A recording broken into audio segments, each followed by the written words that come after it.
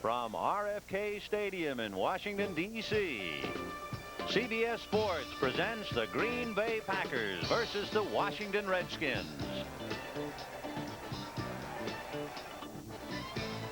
Hi, everybody. I'm Vin Scully, along with George Allen. Welcome to RFK Stadium, and a mighty big ball game, George, particularly for the Washington Redskins. Yes, Vin. The Redskins have to win today. They're playing at home, and they're playing a team that has a defense that they should be able to move the ball on.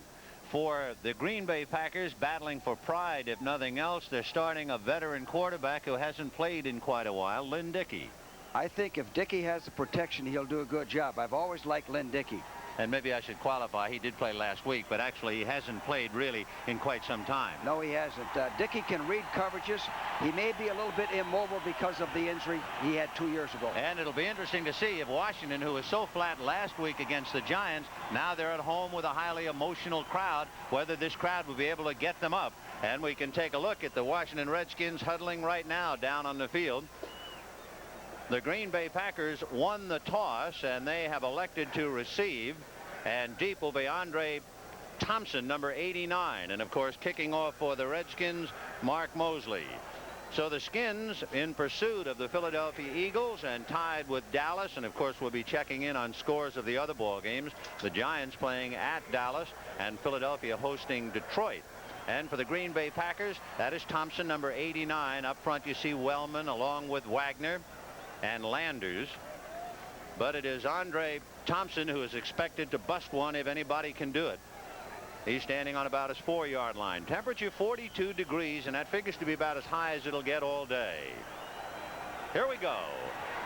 Mosley getting a lot of altitude on the kickoff, and Andre Thompson takes it on the 5, to the 15, to the 20, to the 25. Fumble, loose ball. And Green Bay recovering Andre Thompson's fumble on about the 28-yard line, and the man who fell on it after the tackle he made was Rich Milot, but he was too late to get the ball. And Thompson is limping off the field. He injured his leg. So Thompson shaken up, and now the Pack, who have not won on the road, although they have won 3 in Milwaukee, will begin to test this Redskin defense that has been one of the better defenses in the conference. Veteran Lynn Dickey, who came into the league in 1971, handing off to Torkelson, and he's stacked at the 30-yard line, so he might have picked up a couple, maybe 2. That should make it 2nd and 8. Well, they started out with the first play running the right side of the Redskins defense, where the Giants made a lot of yardage last week. Now it's a question to see whether Green Bay will have somebody who can run like a Billy Taylor. So 2nd and 7 as they spot the ball on the 31-yard line. Cassidy going wide right with Lofton in a slot right. And it'll be the second man, Simpson, and he's grabbed up by Coy Bacon at the 30-yard line and dragged down. Nate Simpson doing a little running for Turdell Middleton, who was banged up. Well, here it is. Still running the right side of the Redskin defense. Coy Bacon slipped the blocker and made the play. So 3rd and 8 on the 30 for Lynn Dickey. And he's going to put it up. Lort's trying to get at him, and Dickey with a little extra time throws and completes to Cassidy, but he's out of bounds. So Cassidy made the reception out of bounds. Lamar Parrish was there defending in front of the Redskin bench, and so the Pack unable to move the ball, and they will have to punt. The punter is somebody you know, George, Dave Beverly. Yeah, we had Dave Beverly, a tough decision whether to keep Mike Bragg or David Beverly. I was that much impressed with Beverly, and I think he's one of the better punters in the league. He's averaging 40 yards a punt, as long as 65 yards. He was a walk-on out of Auburn. And deep is Bobby Hammond standing on the Redskin 35. Pull up a chair, just the start of things. The Redskins with a rush, but Beverly kicks one end over end. And it takes a skin bounce inside the 45, and it'll go down around the 48-yard line, where it is down by Steve Wagner. This telecast presented by authority of the National Football League, intended for the private use of our audience. Any rebroadcast or other use of the telecast without the express written consent of the Washington Redskins and the National Football League is prohibited. So the Skins start off in perfect field position on their own 49-yard line, and a banged-up Benny Malone is starting anyway, along with John Riggins in the Redskin backfield, and they go slot right. Theismann going to the left side to the tight end, Don Warren. He's hit at the 45 and dragged out of bounds. Steve Luke hit him and pushed him out. But the first play is a pass, Coach. You know, I think that tells us something. Last week, the Redskins were very conservative in their loss to the Giants. I think you're going to see the offense open up a little more. Joe Walton sending all the plays into Joe Theismann. By the way, our apologies to the good folks in Washington, D.C. for the last couple of plays. They were watching the wrong ball game, Chicago and Tampa, but I think we've hooked up our signals. And the first thing they do is to look at Bart Starr, the coach and general manager of the Packers. 2nd and 2 on the 43. Slot right, McDaniel inside Buzz. Theismann on a play action fake. Good rush, but he lobs it up to Riggins, and he's hit by McCoy and goes out of bounds, but he got his first down at the Packer 35. Well, Joe had pretty good protection. Here's the fake, play action fake. He wanted to go downfield. The man was covered, and he dumped it off to Riggins. So the Skins picking up their first down. 1st and 10 on the Packer 35-yard line on that little release to John Riggins. And they send Danny Buggs wide right, a full house for the moment, and then Ricky Thompson comes up on a wing behind Don Warren and goes in motion. Harmon, number 38, running inside Johnson, who turns around and comes back to get him. Not a bad play by Ezra Johnson, number 90, who appeared to be blocked out of it, but he wouldn't quit and got his man. I like Ezra Johnson. I think the Packers made a tremendous selection when they picked him in the 1st round. He can do one thing that you look for in a defensive lineman, and that's rush the passer. And last year, Ezra Johnson, number 90, had 20.5 sacks. He was number 2 in the NFL. Harmon comes out, and Malone is back in there, and Thompson goes wide left. McDaniel is wide right. Second man, John Riggins, and a good block by Malone. He got by Wingo, and he goes out of bounds at the 25-yard line. Sore back or not, Benny Malone to a pretty good block. That's why Benny's in there. He's a good blocker. He's a good, tough, hard-nosed football player, and his block made that play possible. They will spot the ball just shy of the 25, and they have to get to the 25 for the first down. So it is 3rd down and less than a foot.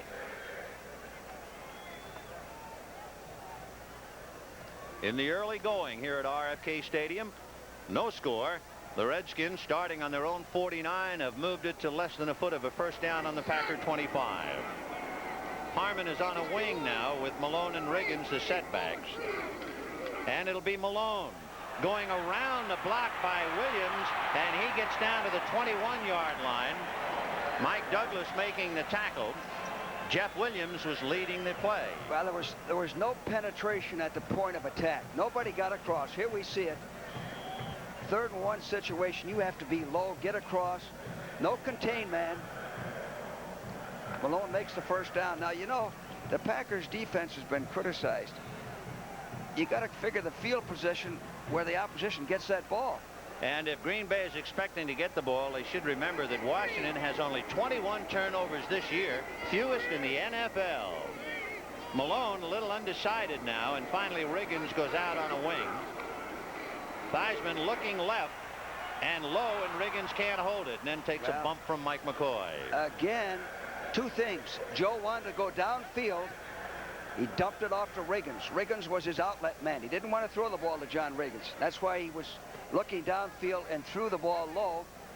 The Packers are going to have to put more pressure on than that. He had too much time to throw. Another thing for Theismann now, counting today, he has a streak of 89 consecutive passes without an interception. And when you see him throw the ball down like that, you can understand why.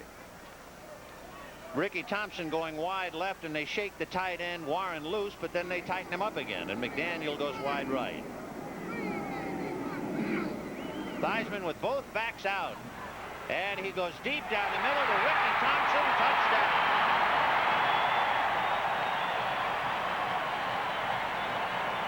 For Ricky Thompson, his 4th touchdown pass of the year. Well, we had 2 things there. We had good protection, plenty of time to throw. Look at this. Joe spotted him.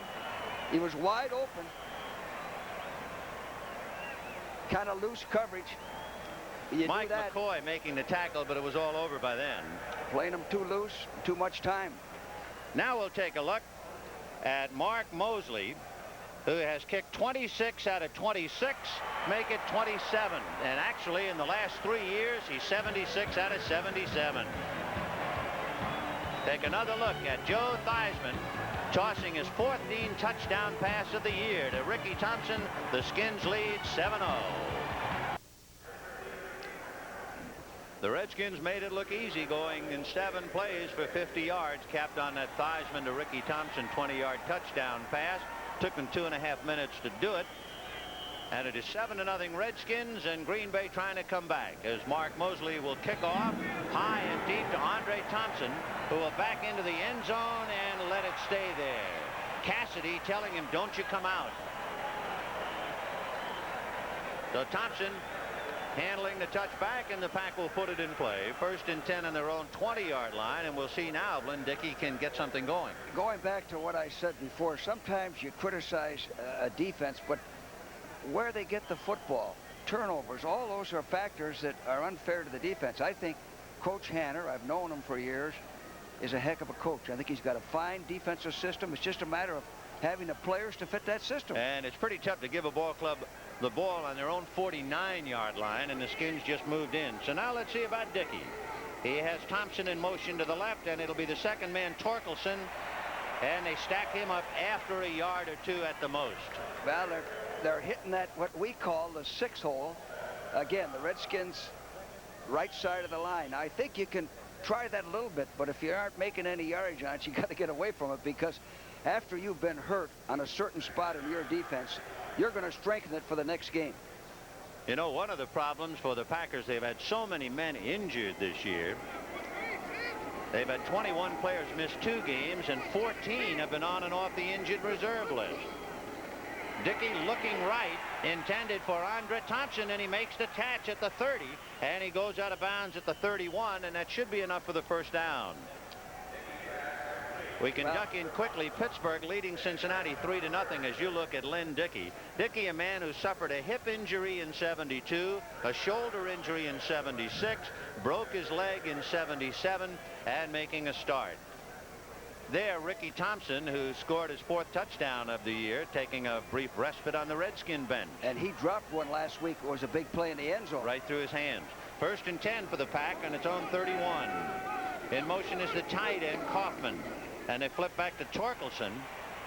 Torkelson nosing it out almost to the 35-yard line.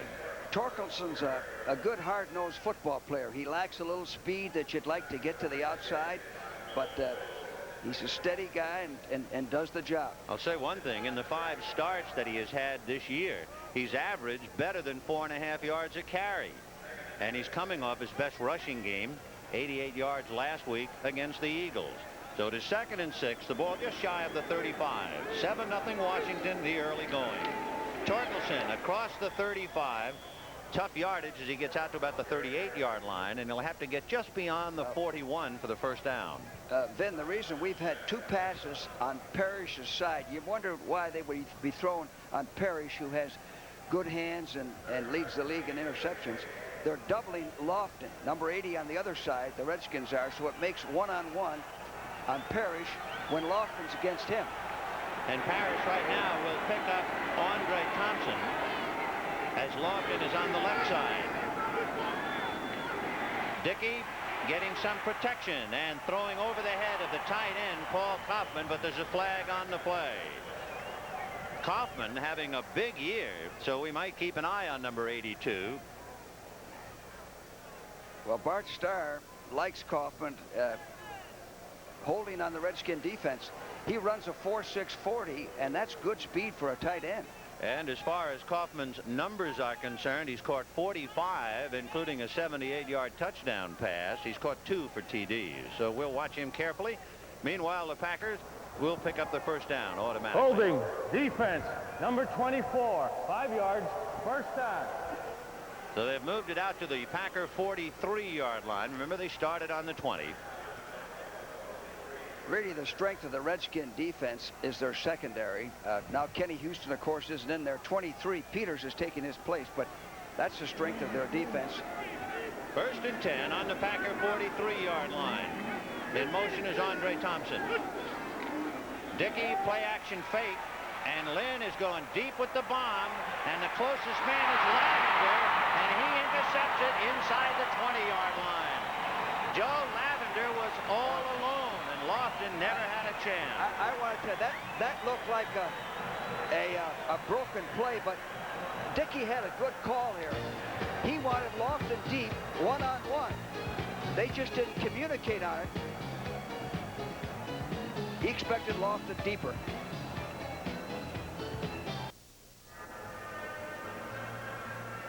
Here's that last interception. Lofton slows down here. Watch this. You see that? He almost stopped. Dickey expected him deeper, and he overthrew him. It was a good call by Dickey and could have been a big play. Joe Lavender made the big play for the Redskins. So it is 1st and 10 for Washington on the Skins 17-yard line. Bugs goes wide right and McDaniel left. In motion is Ricky Thompson. And Theismann throwing wide to Danny Bugs, who is at the 20-yard line, and the pack brings him down right there. Gary Weaver, who is playing for a banged-up John Anderson, making the first hit. Bart Starr, you know, a lot of people have forgotten. He was a 17th round draft choice back in 1956. He had an injured back in Alabama, so a lot of people stayed off him. And he set several records in the NFL. One of them, 294 passes without an interception. Tremendous. Remarkable player. He's a tremendous guy, has a wonderful family. 2nd and 7 on the Skins 20-yard line. In motion is Thompson. John Riggins with daylight. Wingo hits him straight up, drives him back to the 20, but they'll give him about 2 on the carry and move it out to the 22. Then Wingo showed me something there. That's a tough play for a rookie linebacker. Usually you pull out of there and leave that middle open. Now watch 50. Watch him stay at home, keep inside leverage, and when Riggins cuts back, there he is. Head on tackle. Good defensive play. Wingo was a 7th round draft choice. They got him in a deal with San Diego for Buchanan. So it is 3rd and 5 on the 22 for Washington, leading 7-0. Ike Forte along with Harmon in the backfield. Wingo got Theismann, and down he goes. So Theismann grabbed by Wingo and then Ezra Johnson. And for Joe Theismann, the 28th time he's been sacked this year. It's interesting because my note here was the Packers are not a dogging team, and they're going to have to dog to give a little more pressure on the quarterback, and that's what they did.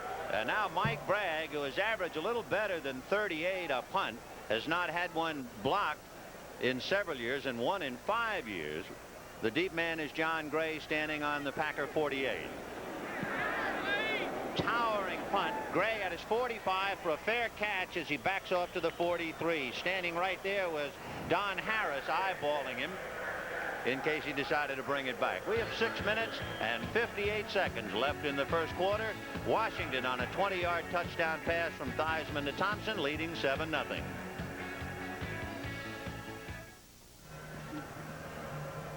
Friends, you might file this picture away for future reference during the game. That's Howard Sampson, number 36 of Green Bay. And look, he's all alone. He came awfully close to blocking that Mike Bragg punt, and we'll keep an eye on him the next time the Skins are in a punting situation. Yeah, he got a late start. If he'd have gotten off on the ball, he'd had a chance to block it. 1st and 10 for the Pack on its own 44-yard line.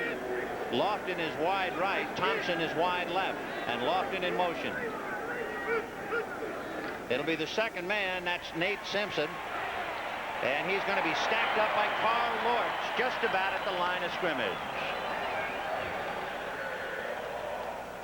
Well, Carl Lortz made a good play on that, and you need a lot of speed to sweep, to run the 8 and 9 hole, the wide plays, because the extra step makes the difference. It makes the blocker's block look a little bit better than it is. You know, last year after 13 games, the Pack scored 218. But this year, they've only scored 193, and the defense has given up 250. So they've been hurting. 2nd and 10, and the tight end Kaufman goes to a wing and then goes in motion. Dickey getting pretty good protection over the middle, and he's got Torkelson to Redskin territory at the 45. Now, Torkelson did something there, Vin, that I like to see. This is just a circle pattern. Now watch Dickey pick him out. Now watch him lower his head and go forward to get the first down. He's moving forward. Now, right in here, he lowers the boom and gets the first down. So Lynn Dickey, who was intercepted by Lavender on a bomb, now comes back 1st and 10 on the Skins 45. A little swing to Torkelson, and he is picked up by Wysocki, and Pete brings him down. So Wysocki just went out and stayed with him and made the tackle easily. And you described it just like we would coach Wysocki to do it. And go, latch onto him, go right out with him. Whether he gets the ball or not, stay out there. If he throws the ball, you're going to hit him for a loss. And that's what Pete did. That's what it was, a loss of 4 to make it 2nd and 14. The ball is on the Redskin 49. There is Zeke Bratkowski. Fine quarterback in his playing days. And under some conditions with David Whitehurst, he'll be flashing in the signs, yes. But evidently not today. Dickey under a rush. Down he goes. Coy Bacon. Got him by the ankles, and for Bacon, that's his 10th sack of the year. I think, again, I mentioned earlier on the show that if Dickey has the time, he'll do a good job. He's a smart quarterback. That time the Redskins dogged him. He didn't have the time. The strength of the Green Bay's team, I would think, is that offensive line. I think they've got a good offensive line. And yet they allow too many sacks, George. That's 35 sacks. You can say the offensive line has surrendered. So now it is 3rd and 22. Moments ago it was 1st and 10. Tullis, a burner, is wide left. Dickey on a deep drop. And he's throwing to Lofton, and Lofton makes the reception at the 35. Great and catch. that's very close. It might be a first down. Great catch and a great throw. And they gave him protection that time. Here it is. Now watch Lofton. Wherever Lofton is, now he's on Parrish, and he's pushing off. Now the ball is in the air. Now watch him leave his feet and dive for it. Where he hit was shy of the first down, so it'll be 4th and about 1. For Lofton, that's his 44th reception. He has 4 touchdown catches. And the Pack trying to go for it now, just inches shy. All they have to do is get to the stripe for the first down. Torkelson and Simpson behind Dickey. And Simpson in motion. And it's Torkelson, first down. Well, it's where they spot it. It looks like he has it. But you're never sure until they spot that ball. It's a judgment thing. And the Redskins are saying that he didn't make it naturally. Neil Olkowitz, the middle linebacker, hit him, but he appeared to have gotten across that first down plane. So it is a first down. 1st and 10 on the 35. And Vin, that pass play shows that if Dickey has the time, he'll be a factor today. A very hungry Green Bay ball club that has not won a road game this year. Although they have won 3 in Milwaukee, but that's their second home. 1st and 10 on the Skin 35. 7-0 Washington. 3:57 left in the first quarter. And it's Simpson, and he squirts across the 30. A little low gravity play there. And Nate Simpson moving into the 30. And again, there's Zeke Bratkowski. Yeah, Zeke did a heck of a job. Zeke was with the Bears when I was in Chicago. There's the signal. Was that a waggle? Right. It could be. That could be a signal.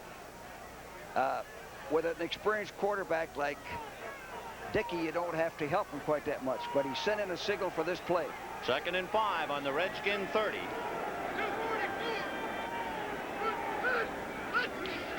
Torkelson still driving to the 26-yard line, and they stack him up there. We can duck in a score for you for the moment.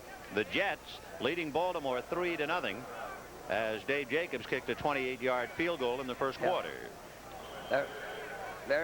Zeke made a signal. They have 3 or 4 sets of signals. They change them because some ball clubs will film the man slinging in the plays and then take that back and study it all week. So you have to have 3 or 4 different sets, just like you do in baseball. So it is 3rd and 1 on the Redskin 26-yard line. Torkelson and Simpson behind Dickey. Lofton is on a wing, and Simpson is in motion. Here comes Torkelson, cutting back inside, fumble! And the Redskins have recovered. Don Harris recovering.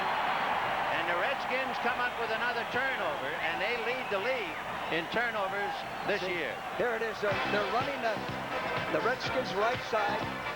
Looks like he might have the first down. He's hit by Perry Brooks and fumbles.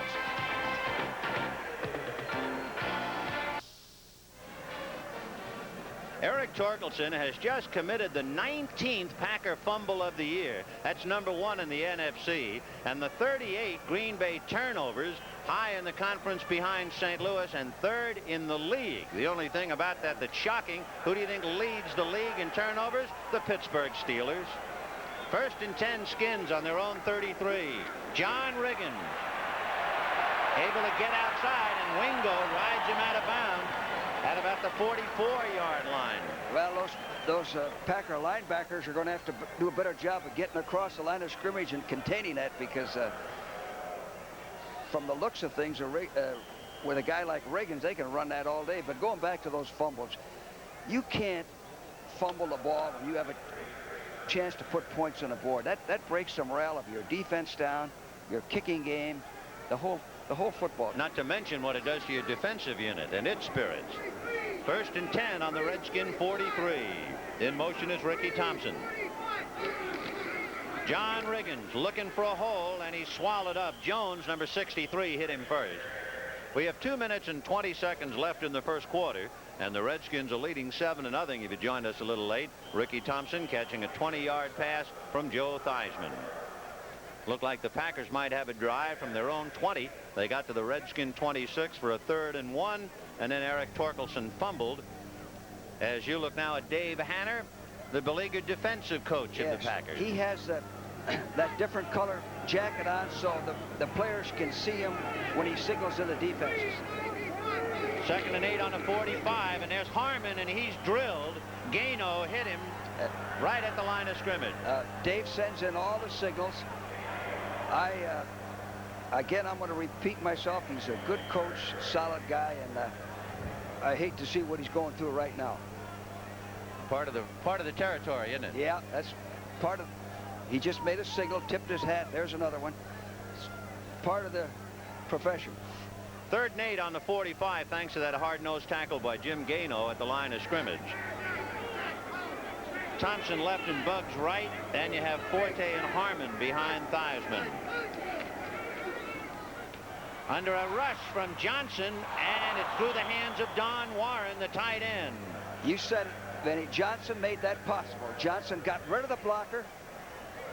Ezra Johnson, not completely healthy, but can rush the passer, and he made Joe throw off this target. By the way, a note of another game in progress. Harold Carmichael has just made his 110th reception of the year. It was a 45-yard pass from Jaworski as you see Pittsburgh leading in its game. A fair catch, and there's standing room only down there. Well, let's see if the ball was touched. There are flags, and particularly one back on the 27-yard line. Well, he didn't. He signaled for a fair catch, but it looks like he didn't have a chance to make the catch. Someone was in his way. So if they tied him up, let's see. Feeling very chipper about things is Don Hover, number 58 of the special teams. You can see that right hand high in the air. And the ball went right over Harris's shoulder. It looked like it hit his shoulder pad. It might have. So that's interference with a right to make a fair catch. So if it hit Don Harris, number 26. Number 52, kicking team, illegally downfield. Recue. Fair catch interference of kicking team, 1st down for the receiver. So you see the Packers had 2 penalties to work with, and they go with the interference. So they will put the ball in play on their own 28-yard line. We didn't see it, but Mike Bragg had a real high snap. Almost went over his head. He just jumped and tipped the ball. The Packers were not rushing anybody, or they would have been able to block it. So putting the infraction together with the fair catch, the Packers will finally put it in play 1st and 10 on the Pack 43-yard line.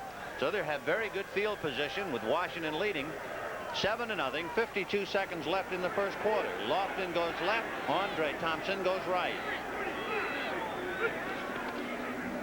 Second man is Simpson.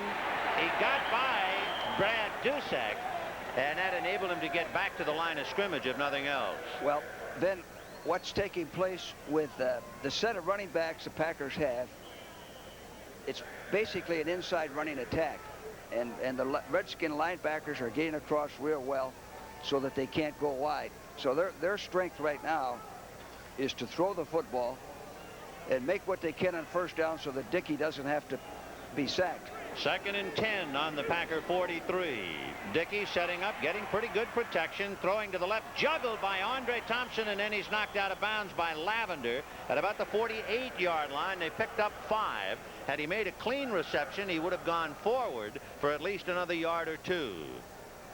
So it'll be 3rd and 5 from the 48, and the gun has sounded for the end of the first quarter.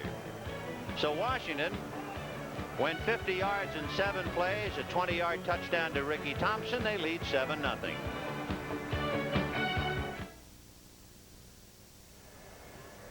From RFK Stadium in Washington, Vin Scully along with George Allen. Welcome to the start of the second quarter. It's 3rd and 5 for the Pack on its own 48, with the Redskins leading 7-0. The Packers have number 87 in there, Ben.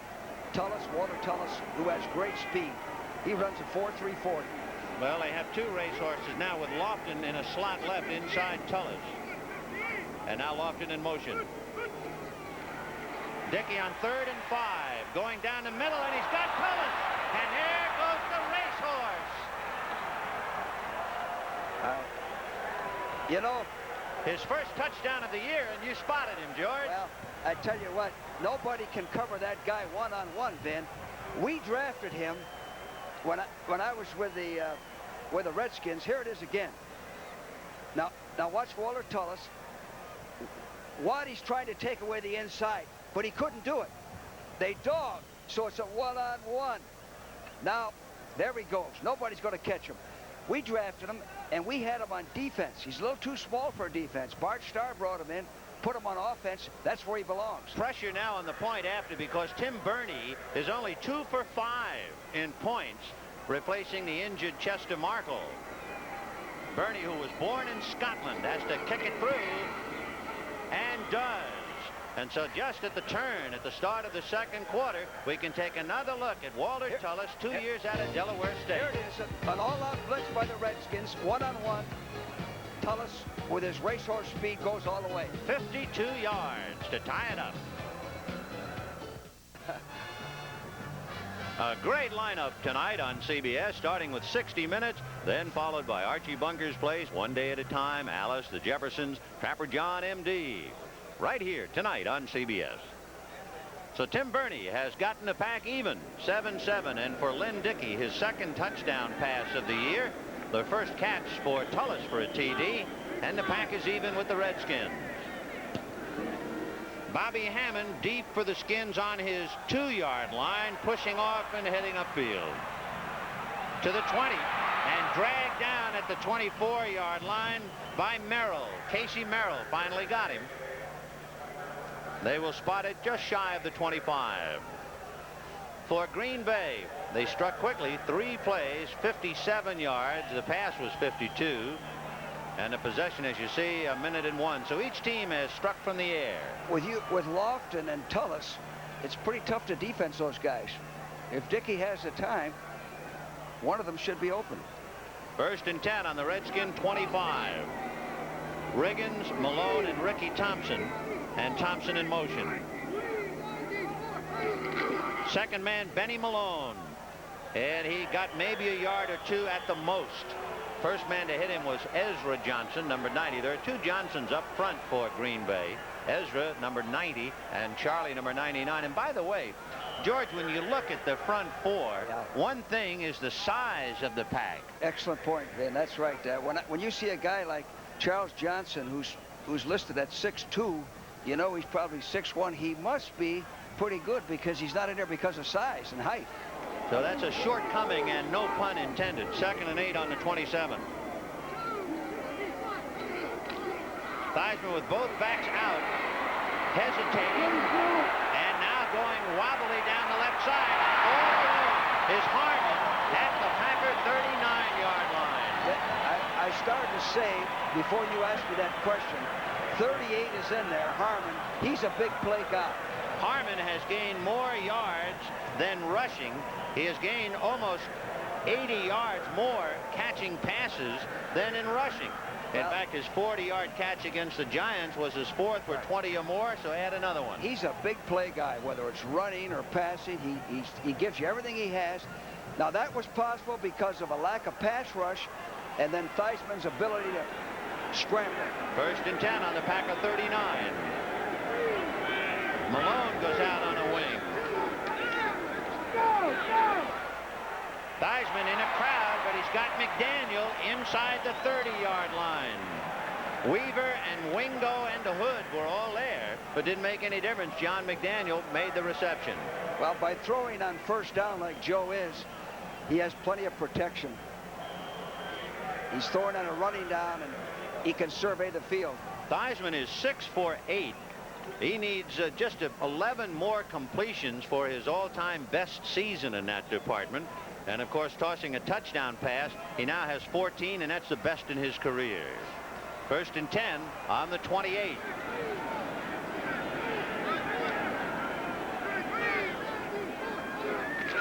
Theismann on a draw to Harmon, and he's inside the 25-yard line. Well, Harmon can play fullback. He can play halfback. He can run inside. He can run outside. He's a good short receiver on circle routes, and he can go deep. Here's a very big ball game. Philadelphia leading Detroit 7-0. Phillies can clinch at least a wild card berth with a victory over Detroit. A win would assure them a 9-3 record within the conference, which could be matched by only 2 of the remaining contenders, Dallas and Washington. So that's a big game. All right, 2nd and 6 from the 24 for the Skins. Theismann handing to Riggins, and Wingo hit him, held on to him until he got some help. Well, I don't know whether we can see that again, but 53, Mike Douglas has to get across. Now, Wingo made this play. I like Wingo. What I've seen of Wingo, he's going to be a good one. Now, you don't see 53 yet, Mike Douglas. See, he's being blocked. He's got to get rid of that blocker. Malone can't tie him up like that. He's got to get across, use his hands, throw the blocker aside, and force him to cut back, force the runner to cut back. 3rd and 3. The ball is on the Packer 21-yard line. 7-7 with a little over 11 minutes to the half. And Theismann on a keeper. There he goes. 1st down and out of bounds at the 9. And again, I'll repeat, that's the play of the right linebacker, the right defensive end. They're playing soft over there. You got to stay at home. They fake what we call a Baltimore late. It's a run all the way. A guy like Theismann, it's a good play. Now they're hurting the Packers' right side, like the Redskins were hurt on their right side against the Giants last week. You know, Theismann has rushed for well over 140 yards now. In fact, his longest rush of the year, 22 yards. And Joe has also scored 3 touchdowns running. So he's accustomed to moving the pigskin. And it's 1st and goal on the 9. Play action fake to Riggins. Theismann with all day, and it's intercepted in the end zone. Johnny Gray picked it off, and the Pack has dodged a bullet. He did not want to throw to the strong side. He wanted to throw to the weak side. He had too much protection. Many times, I know that sounds crazy, many times a quarterback can have too long to throw, and by the time he comes back, the defense can react right into Johnny Gray. For Joe Theismann, his string of 95 is snapped by Johnny Gray, who made his 4th interception of the year. And so the Packers get a turnover and take over 1st and 10 on their own 20. Remember, it was 1st and goal for the Skins on the 9, so that was a big play.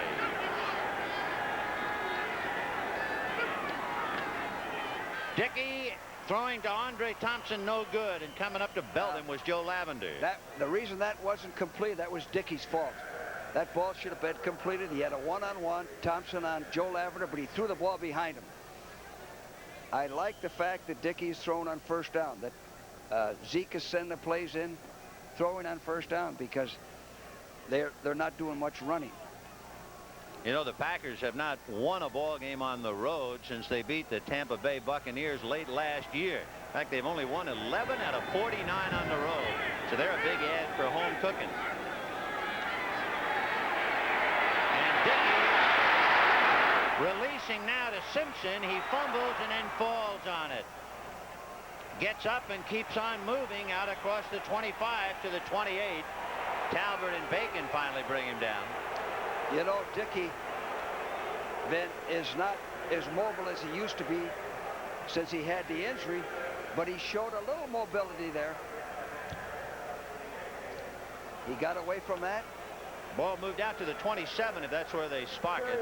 However, number 23 on the defense. A penalty against Tony Peters of Washington. This is Tony's first start since Kenny Houston got injured last week. We might take a shot at Tony Peters. He's a good football player, and I think Redskins made a good deal in getting him from Cleveland. Unnecessary roughness. Number 23 defense. First down. So the personal foul against Tony Peters, automatic first down, and brings it out to the Pack 43.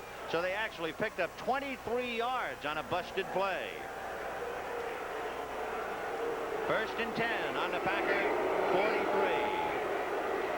There goes Torkelson. Torkelson across the 45 out to about to the 48, and we might duck in a score or two for you. First of all, the Jets in Baltimore tied up as Mickemeyer has just kicked a 20-yard field goal. Chicago on Walter Payton's 1-yard run made it 7-0. And as we just mentioned, Mickemeyer's field goal tied it up at 3-3 in that one. So the ball at the 49. Second and 4.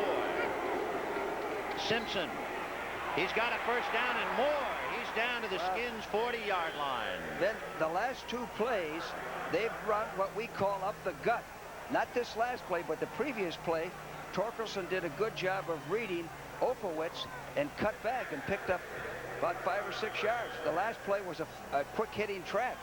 And you know, when you realize that Green Bay fumbled the ball away earlier, they had a pretty good drive going. It looks like they're able to move the ball against Redskins. Yes, very true. First and 10 on the Skins' 40-yard line. 7-7 tie. Torkelson trying to get outside Lorch. Makes his cut, and it's good for 5 yards. At least. He gets inside the 35, chased by Mark Murphy. Zeke Bratkowski.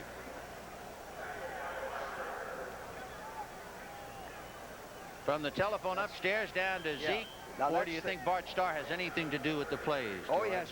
Bart okays. Everything has been checked out with Bart during the week and on the sideline. That's Curry, the offensive line coach, next to Zeke there. Second and 2 on the Redskin 32-yard line. Andre Thompson is wide left. And it'll be Torkelson. First down. So Torkelson busts inside the 30-yard line, and the Pack is moving. They're working on the Redskins' defensive tackles. We call them the I men because they're inside, and the middle linebacker Opowitz. We'll have to see what the Redskins are going to have to do to adjust on that, because instead of getting hurt off tackle like they did last week, now they're getting hurt up the gut. The 0 and 1 hole. It's amazing. 1 minute Torkelson fumbled away the ball. The next minute Theismann had a pass intercepted, and here's the Pack moving back. First and 10 on the Redskin 29. Second man, and that's Nate Simpson, and he is buried at the 25-yard line. Dave Butts hit him. Ben Simpson runs pretty good in there. He runs these last couple of plays. He looked like a better back than he appeared to be earlier. The interesting thing here, I think, is that the Redskins, I'm sure, came in thinking good pass rush, and sometimes when you're playing pass over run, you get hurt on the run. We have a score, an 11-yard run by Earl Campbell. Houston and Cincinnati all tied up 7-7. So it is second and 6 at the 25. Kaufman in motion to the right, and it's a draw, and there goes Torkelson inside the 20 to the 19. Monty Coleman hit him from behind along with Coy Bacon. I don't know whether our fans saw it, but Torkelson has 2 hands on that football. Yeah, when he made that fumble earlier, he looked like he wanted to leave town. Yeah, it slowed him down, takes away his body movement, but he had 2 hands. I'd rather see him do that than take chances the other way. Another score, Pittsburgh chewing up Cincinnati, not to anyone's surprise, I guess. 17-0. Chris Barnes just kicked a 46-yard field goal. Boy. It looks like inches. Yeah. Here comes the Redskins short yardage defense. 69 comes in. Perry Brooks. Perry Brooks. Coy Bacon comes out, and Donnie Harris, 26, comes in, who's a hitter, a very physical player. Richie Pettibone, secondary coach. So it is 3rd and inches. The ball is on the Redskin 19-yard line, and it's a big play for Lynn Dickey to keep this drive alive. Counting the interception, the Pack started on its own 20, and they've got it just shy of the 19-yard line in Redskin territory. Simpson and Torkelson are the running backs. 7-7 tie. Simpson, and he's walking on people for a first down. Yeah. Well, he ran a good play. It's what we call 25 M hunts. The fullback leads through the strong side, the 5-hole. The halfback follows him. Doesn't matter what the defense is. You know, an interesting thing, Nate Simpson made his first NFL start the last time these two teams met in November of '77, and he led the Pack with 47 yards rushing in that game. We can duck in a score. The Eagles have scored again. Jaworski to Carmichael, and they're leading 14-0. The other touchdown, a run by Wilbert Montgomery from 1 yard out. 1st and 10 on the 17 for the Pack. Torkelson on a wing. And Dickey, a little release over the middle to the tight end, no good. Kaufman was tied up by Pete Wysocki, and a flag on the play. A late flag. Let's see. The pass was low, no chance to intercept it or complete it. It's against the Redskins. Defense, 5 yards. The holding might have been against Carl Lorch. I don't know if we have that play again. On the left side, number 71. I don't know if we can see him. Well, can't see him, but Lorch had both hands on a Packer and was spinning him and tying him up, and then the pass over the middle. And it also could have been holding downfield. We couldn't see that because it was such a late flag. So that moves it to the 13. John Riggins, the big gun in the Washington ground attack, taking a brief rest on the sideline. He'll be a busy man before this day is through. 1st and 10 on the Redskin 12-yard line. Second man, and that's Torkelson inside the 10. Lavender and Murphy along with Bacon all in on the tackle. And they had 2 tight ends in there, which gives the defense another gap to fill. Makes it a little bit tougher to stop in a running game. 2nd and 5 on the Redskins 7-yard line. In other words, they can get a first down just inside the 2-yard line. Andre Thompson goes wide left, Lofton wide right. Torkelson and Simpson behind Dickey. Torkelson inside the 5, down to the 4-yard line, but remember they have to get to the 2. Olkowitz and Bacon in on the stop. I'll take that back. They didn't have 2 tight ends on that previous play. They had the split end in tight, which made the same relationship as 2 tight ends. So it is 3rd and 2. The ball is on the 4. A 7-7 tie. 5:43 left in the half. Andre Thompson left, Lofton right, same formation. The tight end, Kaufman on the left side. Pitch back to Torkelson, making his cut, and he's got at least the first down, I believe. It would appear as if he got the first down, although he certainly didn't get to the end zone. He has to get to the 2. He, Benny, watching him run right now, he's a cutback runner. You notice how he starts wide. He realizes he's not going to have the speed to turn a corner, which is good. 2 hands he had on that football. Depends on where they spot it again. Dyron Talbot made a last-moment hit. Otherwise, it's a cinch first down. So now let's see. Yes, sir. 1st and goal from the 2. And that's a tough decision for the coach right there. If it's 4th and inches, do you kick a field goal or do you go for the first down? You know, talking about the coach Bart Starr, even though he's had only 1 winning season since joining the Packers, only 4 active head coaches have been with their present teams for a longer period, and they've all been consistent winners. Tom Landry, Chuck Noll, Don Shula, and Bud Grant. Interesting comment. So 1st and goal from the 2.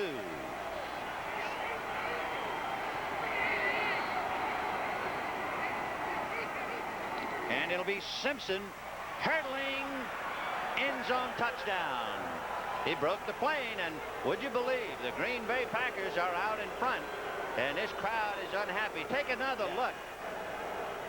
There's Simpson going over the top and breaking the plane.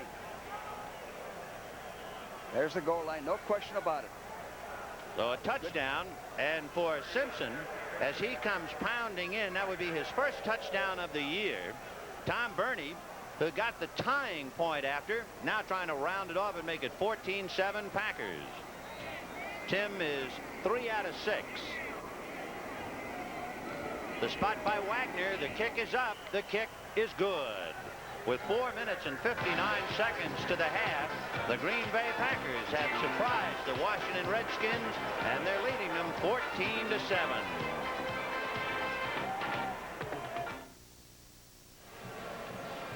Tim Burney spotting the ball at the 35 with 4:59 to the half. The Packers leading the Redskins 14-7.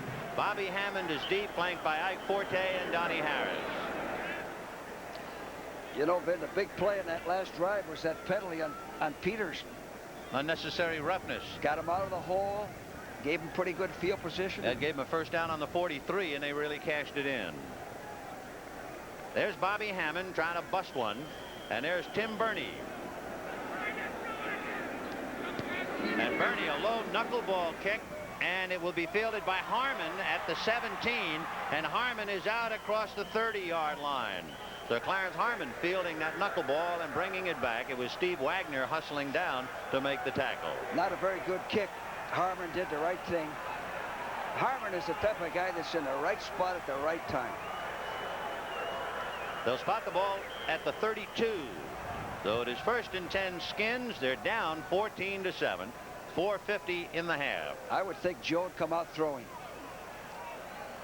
He has Warren, the tight end, on the right side. Danny Buggs and Ricky Thompson in a slot left. The running backs are Riggins and Malone. Play action fake to Riggins. Theismann, a little release to Riggins, and Steve Luke read the play and brings him down just about at the line of scrimmage. Steve Luke did a good job there. Made a good tackle. Joe went play action and hit the second back out, which is usually a short pass, and you hope everybody gets depth on that. So it is 2nd and 10. As we said, the tackle right at the line of scrimmage.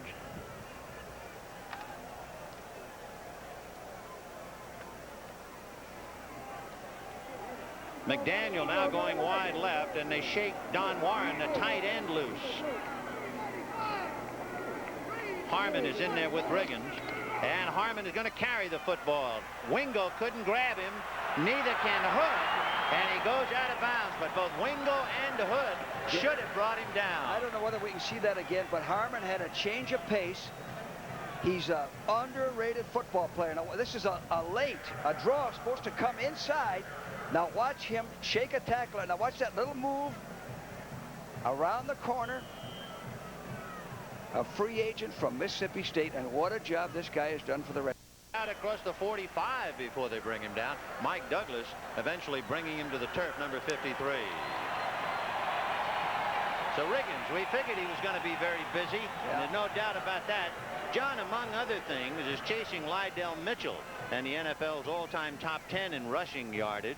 He's averaged almost 60 yards a game in the last 4, and he's done it the hard way without the benefit of a single run of 10 yards or more. He's just grinding them out. Danny Buggs is in there with Thompson now. 1st and 10 on the 46 of Washington. John Riggins with Malone blocking, but Malone unable to get off a good block, and Riggins paid the penalty for it. Well, Riggins tried to go wide, could not go wide, and the cutback man made the play. I'll say one thing. They were telling us that Benny Malone was really badly banged up, but he's out there and doing everything. Yes, he is. The old story of playing hurt in the NFL, just another paragraph to that story.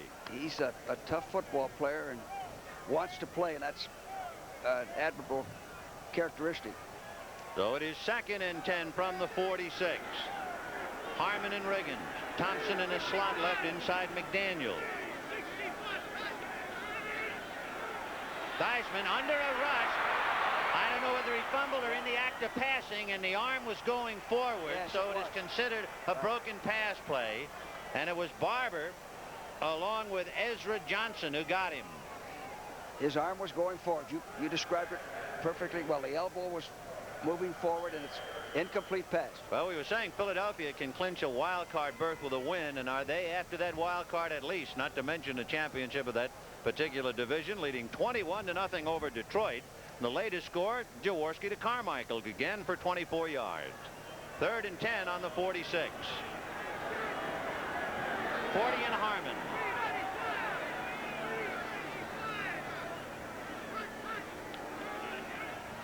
Barber trying to get in, but he can't, and the pass is too low for Harmon to catch it. John Anderson, who has a bad ankle, number 59, nevertheless, he was right in there with him. The Packers dogged on that. Joe didn't have the time to get set and throw the ball. It's a real low pass and a little bit behind. Now, let's see about that point that you made, George. Howard Sampson, number 36. Yes. Of Green Bay. We'll see if his number is rather prominent in this punt situation for Mike Bragg. Deep is Johnny Gray, standing on the Pack 20-yard line. Good snap. Got it away, and no one was even close. Gray letting the ball bounce inside the 20, and the Skins surrounded as it goes dead at the 17. Well, the Packers did the right thing. They played it safe, conservative. Don't take any chances of roughing the kicker. Get away from a bouncing ball. So 2 minutes and 16 seconds of the half. Green Bay 14, Washington 7. 1st and 10, Green Bay on its own 17-yard line. Jack Pardee trying to shake up his Skins along with Richie Pettibone. The Pack leading 14-7.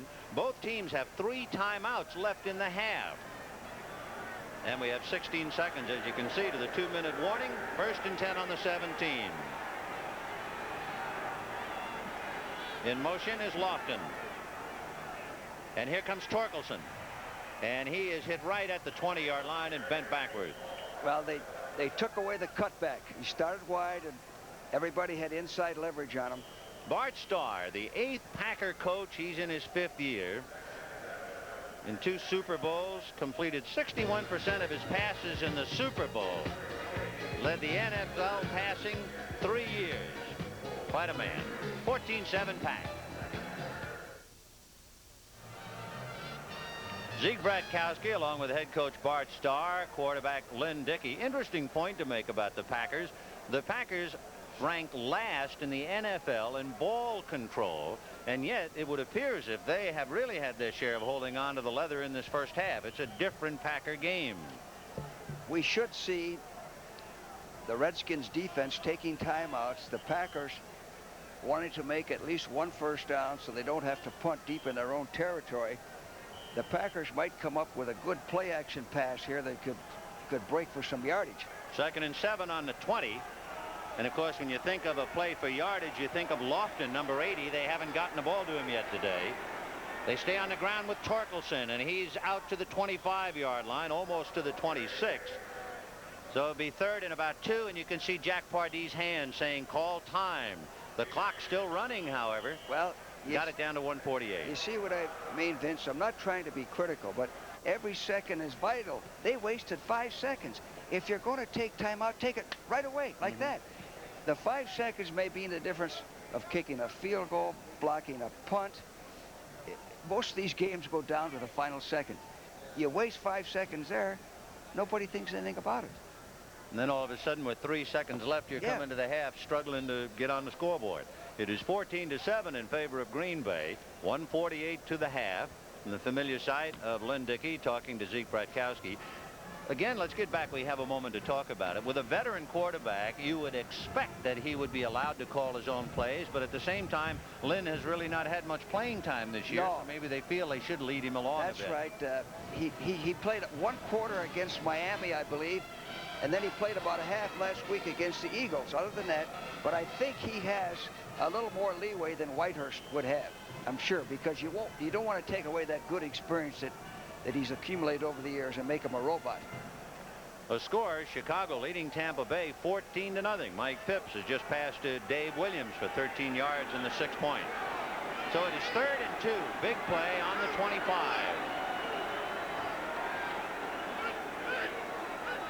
And it'll be Simpson. And he barrels to the 30, and that would appear to be enough for the first down. Yeah. And Jack Pardee running his fingers through what's left of his hair, and this kind of a ball game will remove a few more follicles. Well, they still should use their timeouts. He should still use the timeouts. Clock running down, as you can see, 1:28. And Vin, the thinking there is force the offense to put the ball in play as many times as possible and try to force a mistake. 1st and 10 on the Packer 30. And of course, we mentioned the Pack has fumbled 20 times this year. Play action fake over the middle, and they've got Lofton, and he's out at the 45-yard line. So there's the man we expected to see, and they finally got the ball to him. That's the one we were talking about earlier. Good call, real good call. Now the Packers are on offense. So they've moved the ball out to their own 45, where it's 1st and 10. Dickey again going to put it up. And a little release, and he's got Simpson at midfield, and he spins to the 46. Tony Peters trying to bring him down, and Dusek finally did. Now the Packers should be using their timeouts. And they have done just that with 42 seconds left to the half. James Lofton, who made the catch, is the #1 offensive weapon for the Packers. He's caught 20 for an average of almost 20 yards over the past 4 games. He has hit the 100-yard mark in 2 of the 4, had 99 in another. And he's caught 15 for 20 or more. So what we're trying to do is, if you expect Green Bay to hit somebody with lightning, you expect that lightning to be Lofton. He's a home run hitter. Tullis just came in 87, and the Redskins countered with their pass rushing and nickel personnel. We have a reminder about Monday night on CBS. The White Shadow, MASH, WKRP in Cincinnati, and Lou Grant. Great lineup. Sure hope you'll join us right here on CBS Monday night. Timeouts to the half. The Packers have 2 left. The Skins have 2 left. But the most important thing is the Packers have the ball, and they have it 2nd and 1 on the Redskin 45. Remember, they started on their own 17. Dickey sending Tullis left. He's the boy who scored that 52-yard touchdown pass. Thompson and Lofton in a slot right. And it'll be Torkelson running straight ahead. And on a 2nd and 1, he picked up the first down. Now you should take your timeout, which they aren't doing. The ball on the Redskin 43, and the clock ticking away those precious seconds. And Dickey very slow in getting over the center. Under a rush, and Dickey is going deep. All alone is Thompson. Touchdown! Andre Thompson all alone. That's right. But he beat him. Boy. For Andre Thompson, his 3rd touchdown reception of the year. He beat Lamar Parrish. The Redskins did not dog. He had good protection. We said if Dickey has the time to throw, here it is. If he has the time to throw, he'll have a good game. Wide open. Tony Peters is a mere echo behind Andre Thompson, number 23. So surprisingly, shockingly, the Packers 20 and the Redskins 7. And now Tim Burney trying to make it 21. The spot by Wagner. The kick is good. With 16 seconds to the half, we can take one more look at that bomb from Lynn Dickey to Andre Thompson. 4-man rush. Good protection. Dickey throws a perfect bomb. Thompson has beaten Parrish and Peters if they had inside-outside on him. Now, I'm sure the Redskins were also concerned about 80 and 87.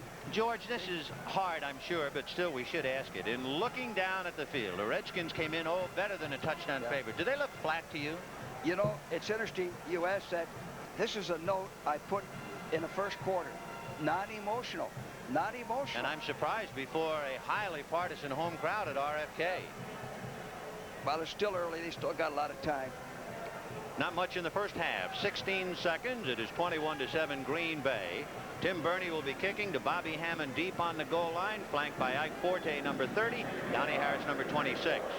And up front, if they decide, Dubinetz and Dean and Harmon.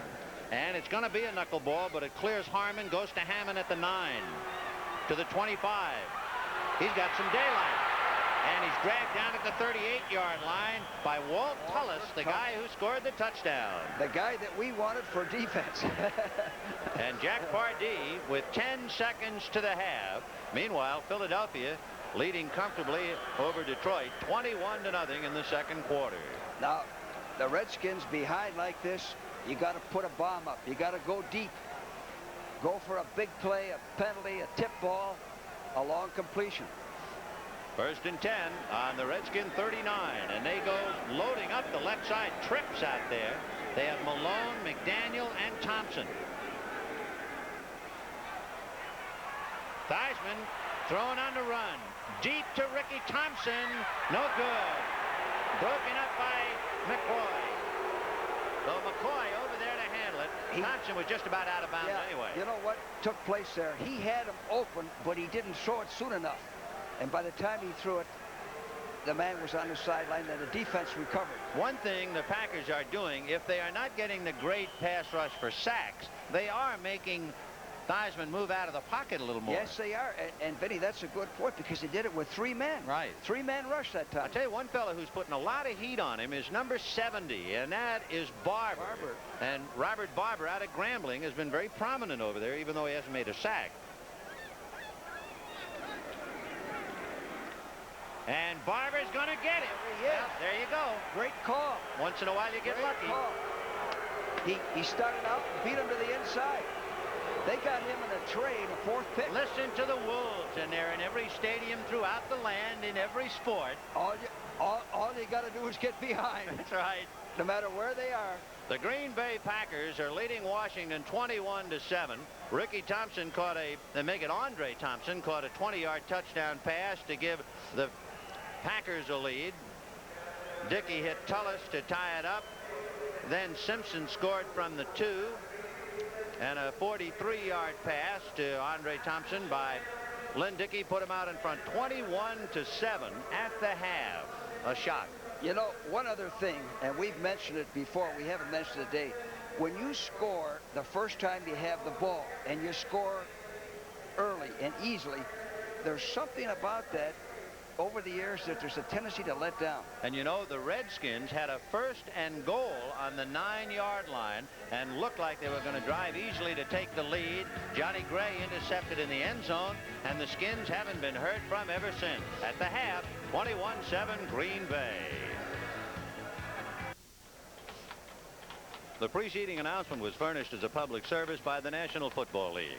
You're looking at number 66, Ted Fritsch. He's 29 years old, 8 years out of St. Norbert's, and we're taking his picture particularly for the good folks in and around Green Bay because the name Fritsch is synonymous with the Green Bay Packers. His dad was a great one. Yes, he was. I knew his dad, and I know his family, and we want to extend them our best wishes. And Tony is a tremendous football player and a great individual. He's done a wonderful job for the Redskins. When the Packers won their storied championship in the bitter 16 below zero, he climbed the goalpost, broke off a piece of the goalpost, but then showed he was truly a professional, even at 17, because he sold it for $50. A businessman. Anyway, there he is, Mr. Fritsch indeed. And we got him just before we opened the season in '76. Because he was the best snapper in the National Football Conference. So Ted Fritsch, just another small part of this big Washington-Green Bay rivalry. And you're looking at Tim Burney, who was born in Glasgow, Scotland, went to school at Michigan State. Chester Markle injured his leg against the New York Jets, and Burney has been kicking ever since. Bobby Hammond is standing on the goal line. That's Ike Forte, number 30, on his right, and on his left, Don Harris, 26. So it is 21-7 Green Bay. Vin Scully along with George Allen, and here we go in the second half.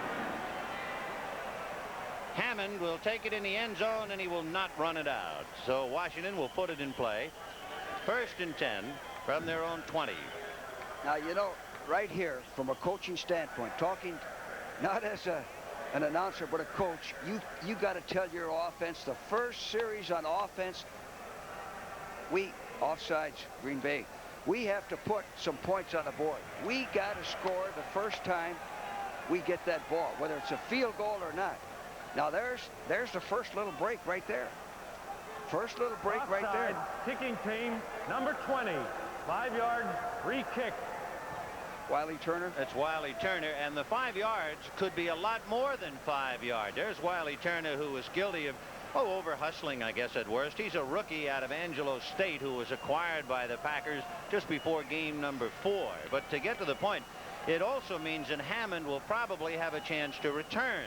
So if Bobby gets it beyond the 20-yard line, well, then this 5-yard penalty could be more than that in real terms. So you know, Bernie tees it up on the 30. Yeah, excuse me. And now Wiley Turner's way out on the end. His being a step or two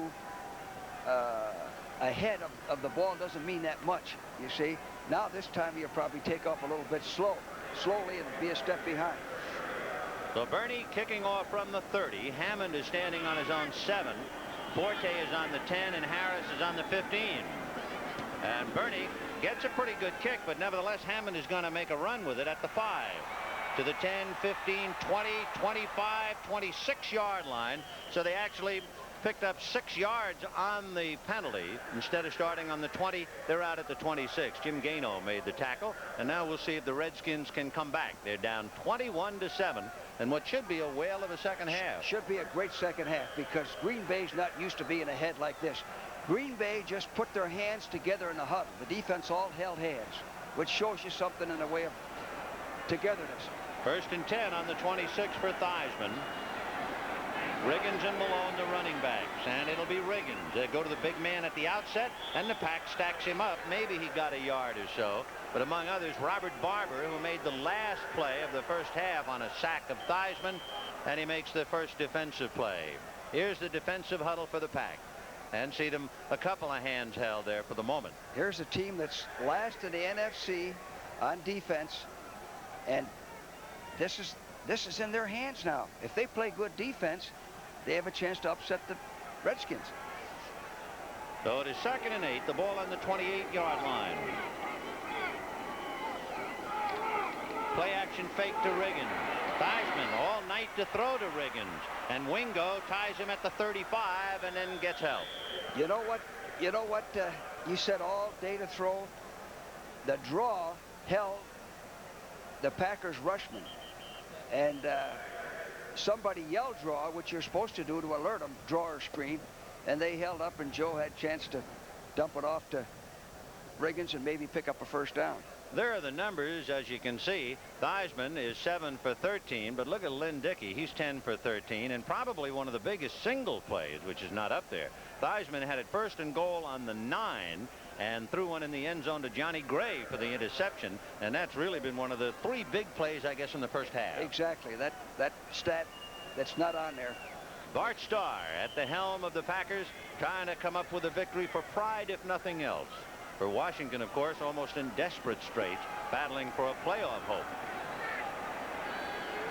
So it is 3rd down, inches for a first down. There goes Riggins, and he's got the first down out to the 40-yard line. Well, you know, Charlie Johnson made the tackle, but, you know, again, going back, what we said, this first series for the Redskins on offense is going to tell the tale of the second half, the tempo of this entire ballgame. Well, they got a break on the offsides on the kickoff, so they started on their own 26 instead of their 20. They've immediately moved it out to the Redskin 40-yard line, and it's 1st and 10. Malone and Riggins. Thompson is right. Danny Buggs is left. Backs are staying in, and now they release, and they overthrow Malone. Well, he just led him a little bit. And that's why Clarence Harmon comes in passing situations. Meanwhile, that's Andra Thompson, number 89, who scored a touchdown pass. And let's see. Is it stick 'em for the fingers? It looks that way, yeah, George. Looks like they're trying to get something for the chilly weather. 2nd and 10 on the 40-yard line for Joe Theismann and company. 21-7 Green Bay. Start of the 3rd quarter. Thompson left, McDaniel right, and Harmon is in there now with Riggins. And Theismann over the middle, and he's got Don Warren, the tight end, for a first down in Green Bay territory at the 46. Mike McCoy there to finally make the tackle. But Don Warren, the big reception, number 85. And Don Warren hooks outside. Watch him hook outside, away from the defender. If he hooks inside, the ball's broken up. Don Warren was a good selection. He's doing a fine job for the Redskins. Duck in a score. The Jets 20, Baltimore 3 at the half. 1st and 10 on the Pack 46. McDaniel and Buggs in a slot right. Theismann is going to the right side to Danny Buggs. And Hood neckties him out of bounds at the 36. Hood almost went for the fake. Danny faked in and then went around. Hood's responsibility is turn him in. So Joe Theismann trying to move his Redskins. Are down by 2 touchdowns. Interesting for Theismann, he started every game this year. If he starts each of the remaining games, would you believe he'd be the first Washington quarterback since Sonny Jurgensen almost 10 years ago to start every game?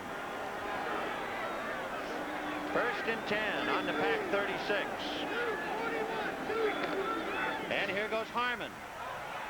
And Jones will belt him at the 35. That's Terry Jones, 2 years out of Alabama. Terry Jones showed some quickness on that play. The hole open, it looks like Harmon was going to bounce to the outside, and Jones got off the block and made the play. Washington has a record of 5-2 against other teams in the division. They still have to play Dallas. Philadelphia winning handily. And you can see that Buffalo now is leading Denver 10-3. Nick Mickemeier's kicked a 28-yard field goal to add to that. 2nd and 9 on the 35. Thompson goes right. Malone is back in there behind Riggin. Here comes Malone. Flag on the play, and Malone is inside the 30. But wait until we see the interpretation of the flag.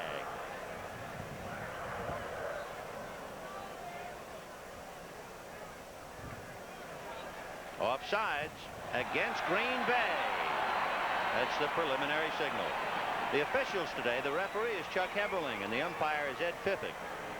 Head linesman Ray Doted. Line judge Bruce Alford. Then you have Paul Bates, Dave Parry, and Bill Stanley.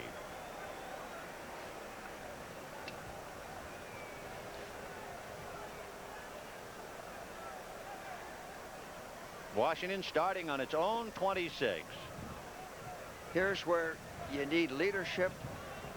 On the Green Bay defense, you got to fire it up. Test the character. Don't let them go down score. Defense, number 70, 2nd down. Now the Redskins got to keep it going. They're coming in with their passing personnel.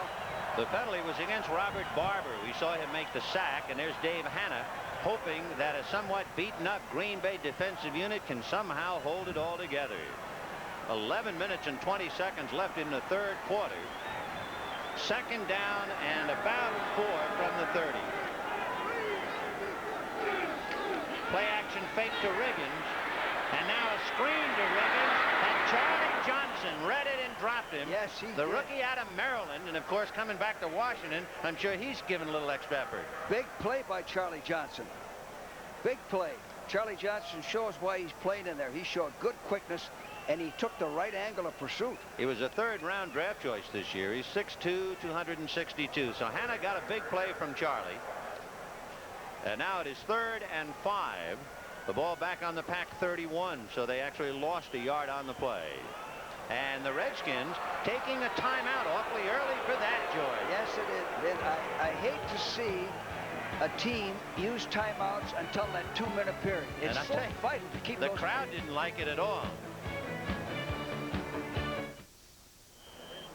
3rd and 5 on the Green Bay 31. Washington starting its drive on its own 26. It's 21-7 Green Bay. 10:45 left in the 3rd. Harmon, Thompson, and Forte in a full house for the moment. And they're all staying there. Coming in and putting on some pressure is Barber, but there goes Theismann. So Theismann goes out of bounds at the 16, and Dave Hanna beside himself. Well, you know what?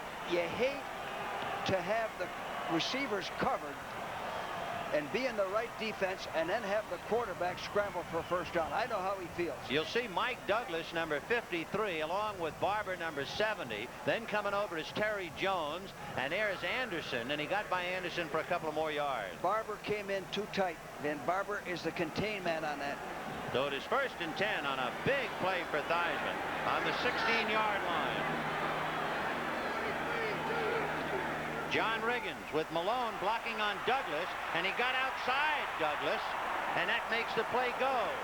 Yeah, this is what we talked about earlier in the ball game. Riggins can come up and push off and go outside. There's nobody getting across and no containment.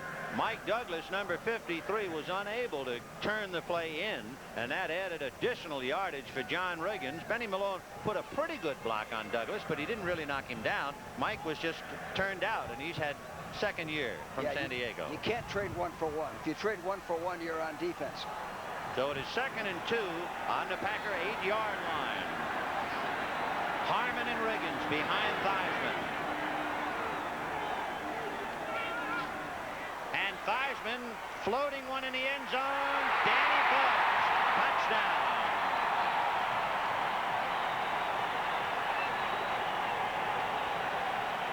But the big play was 3rd and 5. Well, they did what they had to do. First series on offense, they went down and scored. Theismann with a lot of protection. Weaver couldn't get at him, neither could Barber, and he had plenty of time to loft it to Danny Bugs. And for Danny Bugs, his first touchdown cast of the year. That's somewhat of a surprise. And he's caught 10 passes in some ball games. He's caught 37 for the year, but only 1 for the TD. Mosley's point is good. Low snap. So Bart Starr grimly looking on as we take one more look. You'll see Theismann, and Weaver goes right by. He had plenty of time to hit Bugs for the touchdown. And it is 21-14 Green Bay. 10:25 left in the third quarter.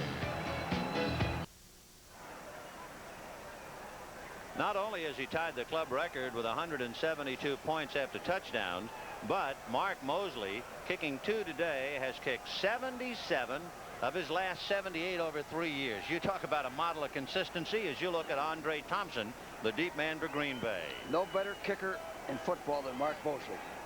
Mosley kicking to Thompson, but he'll be flanked by Ricky Patton and Cassidy on his right.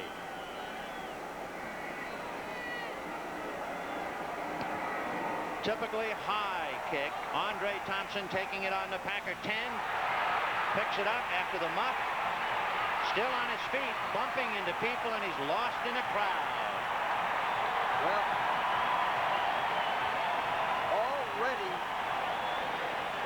already the tide has changed. The Packers were scored on immediately. He didn't look the ball in. He had trouble picking it up. So wonder he didn't fumble it there. So down they go with half the Redskins on his back. Now it's up to the Redskin defense to stop them.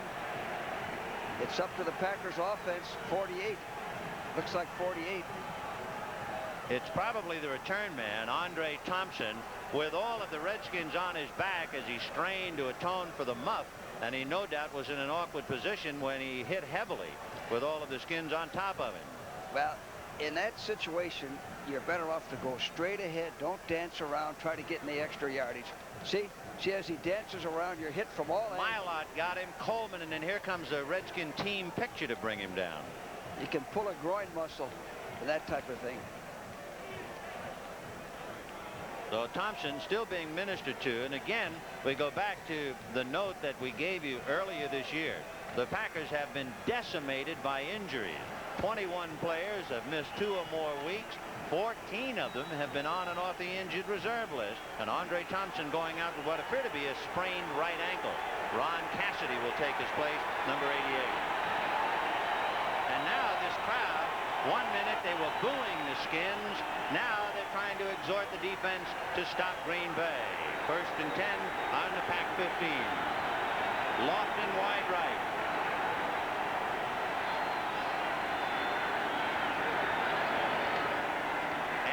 Simpson. They bury him. Boy, is this crowd loud now. They have come alive. This crowd fires up your defense. Wysocki's coming out. This crowd inspires the defense to stop them, to take the ball away. So it is 2nd and 8. The ball is on the Pack 17-yard line. Monty Coleman in there for Wysocki. Lofton goes wide left. Cassidy wide right. The tight end Kaufman is on the right side.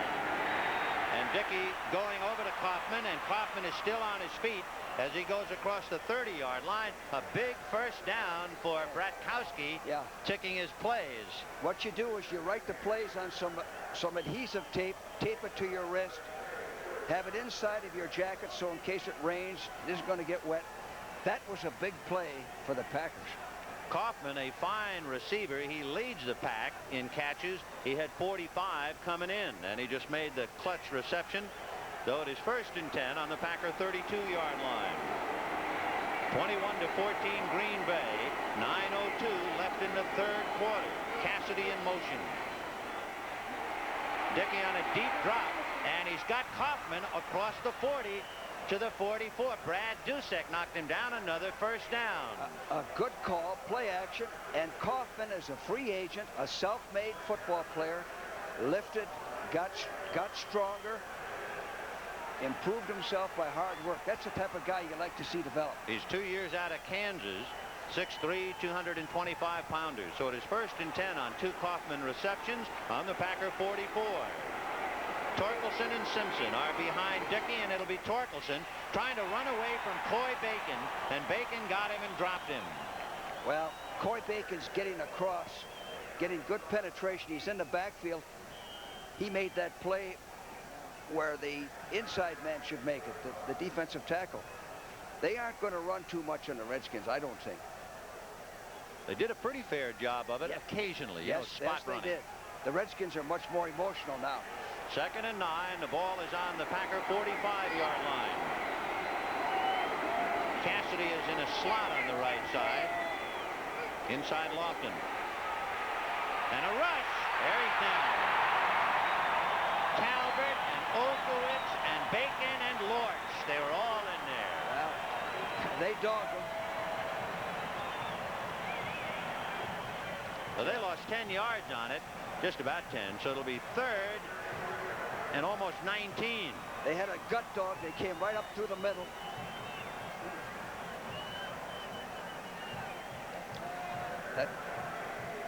That 30-second clock is winding down. It's down to 12 and counting. Dickey very calm, but 9, 8. He's got to get a play off. 4, 3, 2. He got it off with 1 to spare. And Dickey, no good. Intended for Turdell Middleton, and Middleton unable to make the catch. It was right in his hands, and if he catches the ball, he's got some yardage. That's about his first play of the game. That's the first time I've seen him in there. First time in, and he dropped it. So Bobby Hammond goes back to the Washington 20, and the Pack now, it's a case of trying to hang on because this game, and certainly the emotional side of it, has taken a decided twist. On a 4th and almost 19, Tim Burney. The other side of the coin is David Beverly, and Beverly the punter. Originally with Washington, Houston, and Buffalo. Beverly with no one coming has plenty of time, and arrows one back to inside the 10, and Hammond picks it, juggles it at the 2.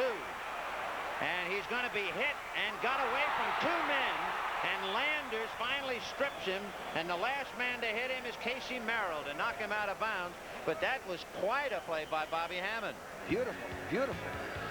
He got them out of the hole, and they have fair field position now. They should have had him inside the 5. David Beverly, who was originally with Washington, Houston, Buffalo, just uncorked a beautiful punt. He had plenty of time, and he made the most of it. He did 62 yards, and it came at a good time for the Packers. And Bobby Hammond, after juggling it on the 2, escaped 2 tacklers inside the 5, got it out to the 13, and Theismann is asking the crowd to cool it. 1st and 10 on the Skins 13. Malone and Riggins the running backs, and it'll be Riggins. There he goes. Steve Luke dropped him at the 26-yard line. Well, it looks like they're just going to tear the Green Bay defense apart. Here they are running weak side again. The defensive end got hooked. The linebacker, 53, is on the ground. He's trading 1 for 1. You can't play defense that way. They are, in all honesty. You talk about eating up a front four, but they have been drilling Mike Douglas, who is 2 years out of San Diego. They're giving that linebacker on that side a bad time. 1st and 10 on the 26. Ricky Thompson in motion. John Riggins again. Weaver can't tackle him. And he got out across the 30. And that was just a case, I think, of bad tackling. That's right. You know what? It looks like the only way that the Redskins can be stopped is if they stop themselves by mistakes. So a pickup of 6 to get it out to the 32. That makes it 2nd and 4 on the 32. Gary Weaver is playing for John Anderson. Anderson, of course, a star in the linebacking situation for the Packers, but he has a bad ankle. Yes. And Weaver a little on the rusty side, evidently, missing a sure shot for a loss. So it is 2nd and 4 on the 32. Malone now comes out on the line as a little wing. Play action fake to Riggins and a big fake by Theismann. Now he sidearms it to Riggins, and meanwhile there's a flag on the play after Luke let him get away. Steve Luke had hit him, and Riggins was still able to cross the first down chains, but let's see about the interpretation of the flag. It will be offensive pass interference, number 25, walking downfield. Benny Malone is guilty of the infraction. Offensive pass interference, blocking downfield. Well, we just said the only way the Redskins can stop the drive is if they stop themselves. We have met the enemy, and they are us. So it was 2nd and 4 on the 32, and it appeared as if Riggins might have had the first down. Instead, they spot the ball back on the 22. Pass interference, number 25, offense, blocking downfield. 2nd down. So keep the down at 10, and it's 2nd and 14. Meanwhile, the Philadelphia Eagles breezing over hapless Detroit now, 27-0. The latest, Tony Franklin, barefoot and not, kicked himself a 30-yard field goal. And what a day Harold Carmichael has had. We know he's caught 5 for 96 yards and 2 touchdowns. 2nd and 14. Theismann to Thompson, and he let it get away. Oh. There was a gamble there by Estes Hood. He went for the ball. Yes. And boy, that flank was wide open if he holds on to it. The ball. And Theismann with time drills it, and a great reception by John McDaniel, and that'll be enough, I believe, for the first down. Yes. Well, Green Bay went with a 3-man rush. They're trying to jam him on the line of scrimmage, but he got loose and came across. Joe has time to throw with a 3-man rush, gets the first down. And it was Mike Douglas, the young linebacker, who was trying to jam him and just couldn't do it. My thinking is I'd rather rush with more people than cover with fewer people. They gave him too much time to throw there. 1st and 10 on the Skins 39, so they converted a 3rd and 14. Here comes Riggins. Johnny Gray hit him at the 45, and he gets very close to another first down. They wiped out the right side of the line. You know, we shouldn't be surprised that Theismann completed that 3rd and 14, because Washington has the best NFL's 3rd down offense. They have converted better than 46%. What? Jeff Williams of the Skins, watch 53, Mike Douglas, the fella that we feel they're really picking on, and Williams just runs him out of the ballpark. Look at that. Yeah. So Mike Douglas pushed out of the way, and the Skins have moved it 2nd and 1 on the 48. Second man is Harmon, and Harmon has the first down in Packer territory. Well, he didn't quite make the 45. They'll spot it at the 46. Now we're now seeing the Redskins offense playing at an emotional pitch and executing. 21-14 Packers, but it would appear to be a short-lived lead. They led 21-7 at the half. The Skins, the first time they got the ball on their own 26, went 74 yards for a touchdown, capped on a pass by Danny Bugs. And here they come again from their own 13. 1st and 10 on the Packer 46. Theismann, the right side. Harmon being pushed out by McCoy around the 40-yard line. And Dave Hanna, who knows he has the worst defense, and now he sees it being torn to shreds. In this situation, I'm sure what Dave is thinking, and he has the good mind to know what to do. With as much time as Joe has, you got to do something a little different. You got to dog him. You got to take a chance and gamble, because they're just chewing him up on the ground and in the air. 2nd and 5 on the Packer 41. Theismann with Riggins and Harmon, and he goes slot left with McDaniel inside Bud. Theismann setting up and going for the bomb to Danny Buggs, and he overthrew him. Mike McCoy was going stride for stride with Danny Buggs. Well, that could be a break for the Packers. Instead of getting their first down, they go for the home run. Now they're 3rd and 5. Maybe they are that confident that they can run the ball. We'll see.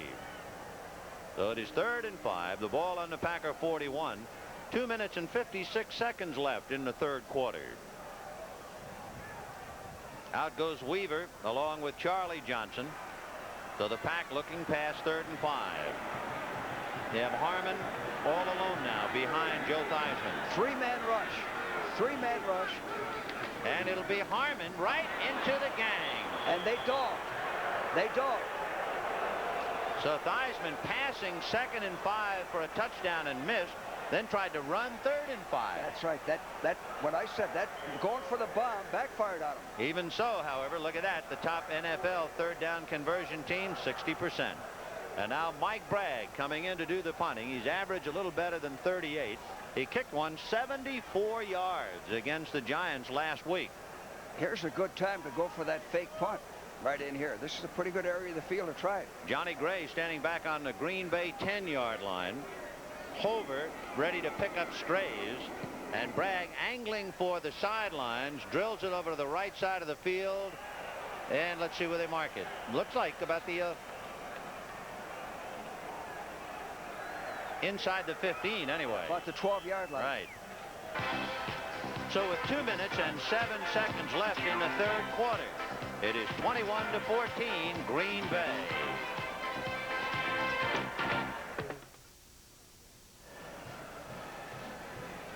A winning lineup tonight on CBS. 60 minutes followed by Archie Bunker's Place, One Day at a Time, Alice, the Jeffersons, and topped off with Trapper John MD. Tonight right here on CBS. Meanwhile, it's the NFL on CBS, and it's Lynn Dickey at the wheel. The Pack has it 1st and 10 on the Green Bay 13, and they're leading by a touchdown. Simpson running into people at the 15-yard line. Well, the Green Bay offense has had a lot of time to rest. They haven't had much of a chance. Now they're going to have to make a few first downs here to give the Packer defense a blow. They've been on the field a whole quarter. And again, we repeat the note we gave you earlier, that the Packers rank last in the league in ball control. So you're asking for a lot if you expect Green Bay to hold on to the football. 2nd and 8 on the 15-yard line. Lofton is wide left. Tullis is wide right. In motion is Kaufman. And Dickey going deep to Lofton. No good on a vicious hit by Mark Murphy. Oh, what a tackle by Murphy to jar Lofton loose. Good throw. Pretty good execution. Murphy made the play. Watch Murphy come in there. Murphy's 6'4", a little over 200. Signed as a free agent out of Colgate. Big hands, very physical, smart. So 3rd and 8 on the 15. That was a big play. Lofton going up the ladder appeared to have it, only to be dislodged by Mark Murphy. They split Torkelson and Simpson, and Tullis in a slot inside Cassidy. Under a rush. Down he goes. Coy Bacon, his 2nd sack of the day and his 11th sack of the year. And Zeke Bratkowski muttering in the phone to the fellas upstairs. Now, do you see the Redskins have their pass rushing personnel, their nickel defense in. They dogged them. Packers couldn't pick it up. So it is 4th and 17. David Beverly, who got a big punt off moments ago, now kicking to Bobby Hammond, who's at the Washington 45. Beverly having to kick out of the end zone. And the Skins trying to put some heat now. It looks like they're coming. McDaniel just did get blocked out by Gaino. Hammond fielding it at the 50 to the 45 and upended right there. Wagner, among others, hit him. And the Skins are in great field position. Remember the last drive, they started on their own 13 and had to give it up at the 46. And they get it right back again at the Packer 45. Then I like the way Hammond handles that football. He's a good kick return man. He's sure of himself. He handles that like a shortstop with a baseball. That's a tough position to play, returning punts. So it is 1st and 10, just inside the Green Bay 45. You have Harmon and Riggins behind Theismann. Joe down the right side to Harmon, and he can't hold it. Estes Hood right there with him. And one of the reasons he couldn't hold it, Joe wanted to go downfield, couldn't. Threw a lot of speed on it. Fastball, hard to catch at a close range. So it is 2nd and 10. We only have 43 seconds left in the 3rd quarter. And that scoreboard tells a great deal. Riggins coming out. Great field position. Theismann with Malone and Harmon. Warren is on the left side, and he has a slot right with McDaniel and Thompson. There goes Malone with Saul blocking. And Malone is dragged down inside the 40, but he had to get inside the 35. You know, every time they run that right side, when the game's over, it'll be interesting to see how many yards they made on the right side of the Packer defense. Meanwhile, the Packer defensive squad go forth along with Cook and many others, getting their defensive signals from Curry. It's 3rd and 5. The ball on the Packer 39-yard line. Well, they haven't done anything this half. If they're going to stay in this ball game, that offense is going to have to pick it up. Another timeout? No, it's the end of the quarter. End of the quarter. So that's the end of the 3rd quarter with the score. Green Bay 21, Washington 14. We now pause for a word from your local station.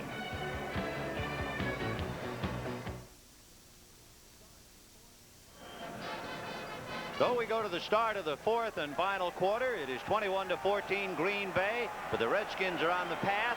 They have it 3rd and 5 on the Pack 39. Forte and Harmon, and Theismann throwing high, and the reception intercepted by John McDaniel, and McDaniel is to the 10, to the 5, touchdown.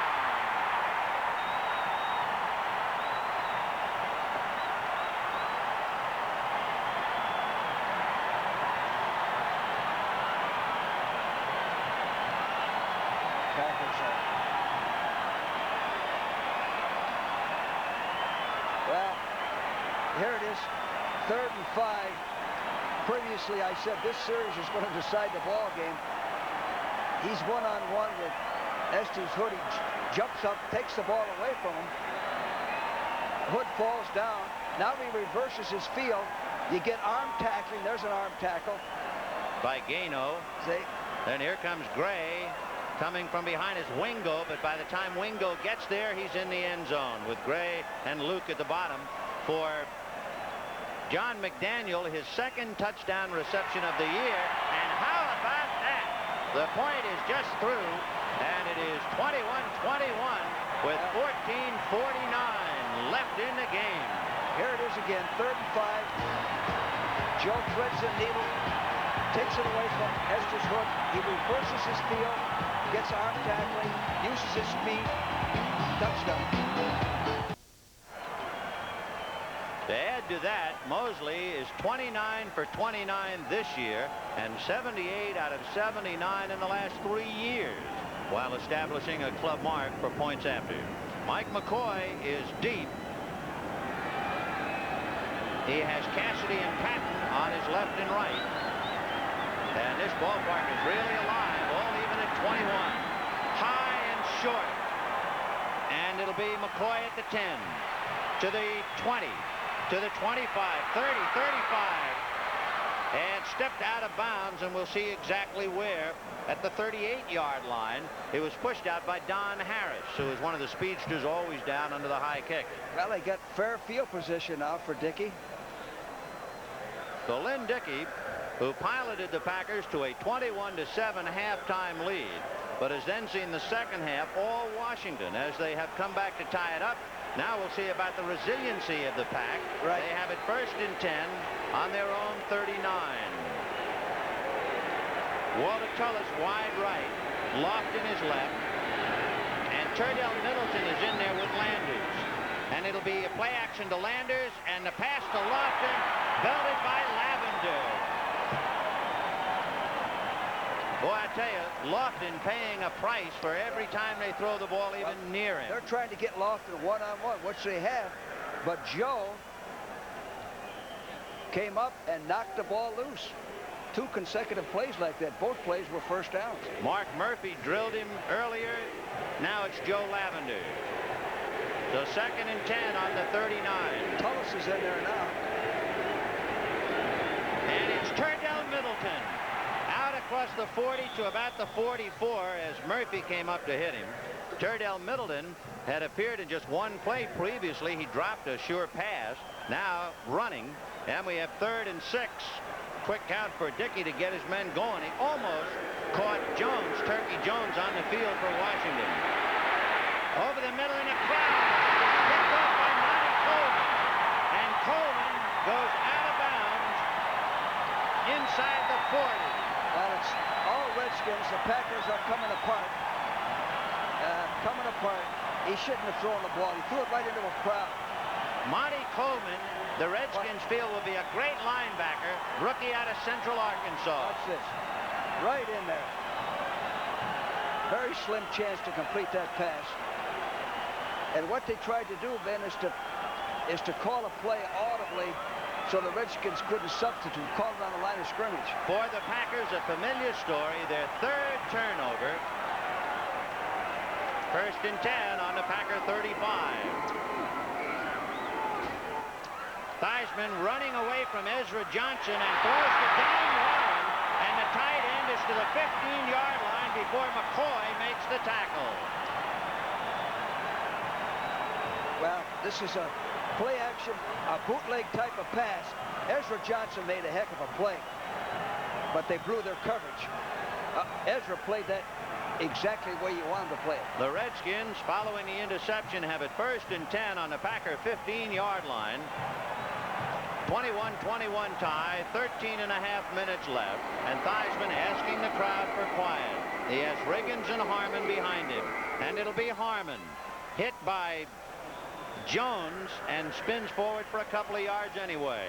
Terry Jones hit him at the line, and Harmon still picked up a couple. Well, the Redskins, if the Redskins score here, it'll be 3 consecutive series that they've scored on. The Packers haven't done anything on offense. They haven't been able to stop them on defense. 2nd and 7 on the Packer 12. 12:55 left in the game. A must-win situation for the Skins. They were down 21-7, and now they're trying to go out in front. Harmon is in motion. Theismann over the middle to Riggins, and Riggins is going to bust the ball.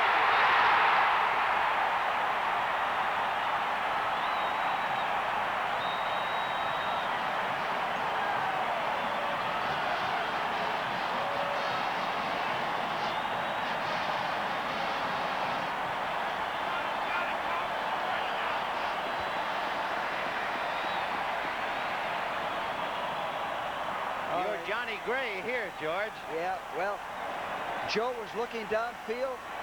They're covered. He dumps it off to Riggins, and just strong running, and you could say poor tackling, poor angle. Mike Douglas and Mike McCoy each had a clean shot at him. And Mosley makes it official. The Washington Redskins, who are down 21-7, now lead Green Bay 28-21. With 12 minutes and 35 seconds left in the game, and it looks like it might even be snowing. 28-21 Washington in the madhouse that is RFK Stadium in Washington. Mark Mosley kicking off. McCoy is deep, flanked by Patton and Cassidy. Low line drive that'll bounce and be fielded by McCoy. He's to the 25, to the 30, 35, 40, across the 45 on a bad kick by Mark Mosley. One of the few times you'll see him get a bad one off. And again, they've got field position.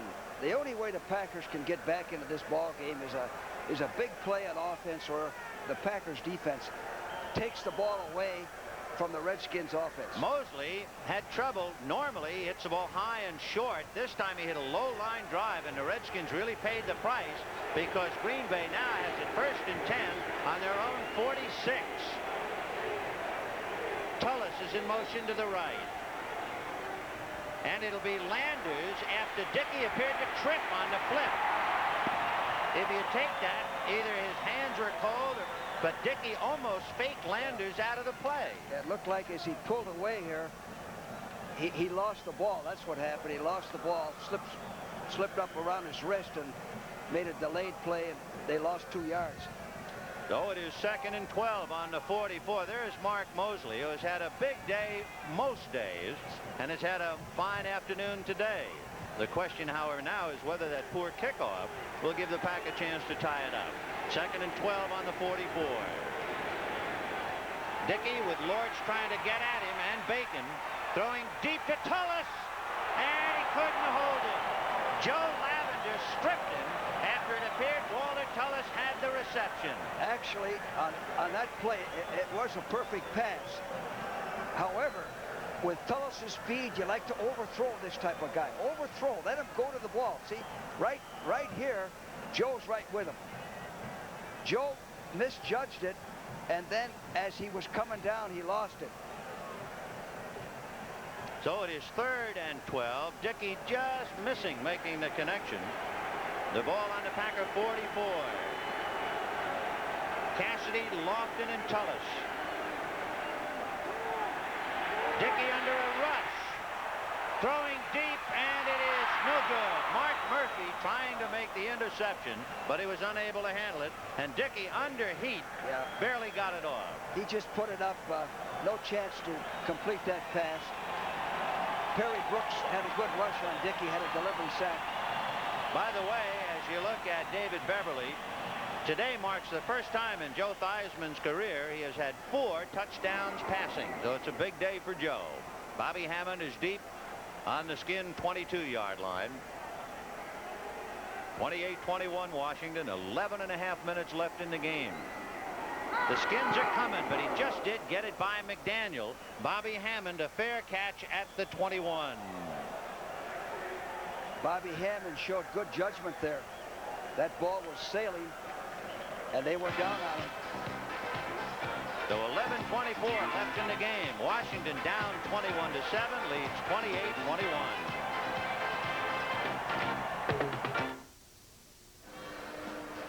Monday night, the White Shadow gets a new star player and a great big problem. MASH, Klinger wishes he had 6 hands in a WKRP in Cincinnati ratings time. And there's good news and bad news. And then Ed Asner stars on Lou Grant. It's all on CBS tomorrow night. 1st and 10 on the Washington 22-yard line. The Skins leading 28-21, 11:24 left in the game. Malone and Riggins behind Theismann. Remember, Joe has passed for 4 touchdowns today. He releases to Riggins, and he gets away from Douglas and is finally brought down at the 30-yard line. Yeah. Well, Joe made a... Yeah, here's Dickey. Dickey's wondering what can he do to get them going. They haven't done a thing. They made 1 first down this half. Oh, it is 2nd and 3. The ball is on the 29-yard line of Washington. Thompson and McDaniel on the right. Warren wide on the left, and Riggins following Malone. But the Skins stack it up. Ezra Johnson did a good job of taking the block and still upending the runner. Ezra, you're right. Ezra made the play himself. 53, Mike Douglas was retreating again. Green Bay offense this half, 34 yards, 7 running and 27 passing. So it is 3rd and 2 on the 30-yard line, and this is a big play defensively for Green Bay. Meanwhile, look what Philadelphia is doing. They're on a cakewalk, 37-7 over Detroit. 3rd and 2.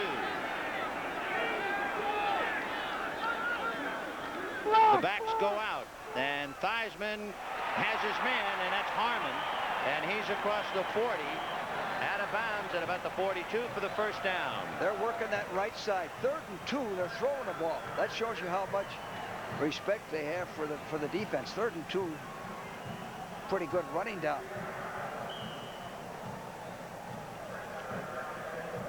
So with 9:40 left, Theismann in full control right now, leading 28-21.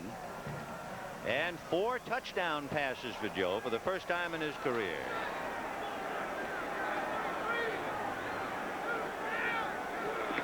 Second man is Malone, but he bumped into Ron Saul's leg, number 64, and Saul's leg actually knocked him down. Malone hit it and bounced back as if he had hit a brick wall. Saul made the play. Yeah, right. Ron Saul is about 250. Here's Walton getting Harmon ready for the next play. So 2nd and 10 for the Skins on the Washington 42. Earlier I said the only way the Packers can get back into the ball game is for their defense to make a big play. They've been unable to do so. Ricky Thompson in motion to the right. Theismann to Riggins looking for a hole, and they gang up on him. So John Riggins trying to slant over, and there was no hole. So now it is 3rd down for Washington. We have 8 minutes and 27 seconds left in the game. It's 28-21 Washington. Philadelphia has a lock on its game. They will clinch a wild card berth at least with their victory today. Harmon's in. Riggins is out. Let's see what the Packers do. Let's see if they dog them here. 3rd and 10 on the 42. Thompson in a slot inside McDaniel. Make that Bugs. Theismann, no good. It was intended to Don Warren, broken up by Gray. And they dogged him. So Gray makes the break of the pass and now goes back to field the punt. That's the first time the Redskin offense been stopped this half. So Theismann a little disappointed for the moment. And we'll see about Green Bay, whether they can generate any kind of an offense and come back. Green Bay led 21-7 at the half, and Washington has exploded quickly to take a 28-21 lead. Mike Bragg punting to Johnny Gray, who's on the Pack 20-yard line. Gray will handle it to the 30 and maybe fall forward. Ted Fritsch out of Green Bay was the man down there to hit him. Nice touch. Made a good snap. Made the tackle. So Fritsch hammers him at the 30. 1st and 10, 28-21 Washington.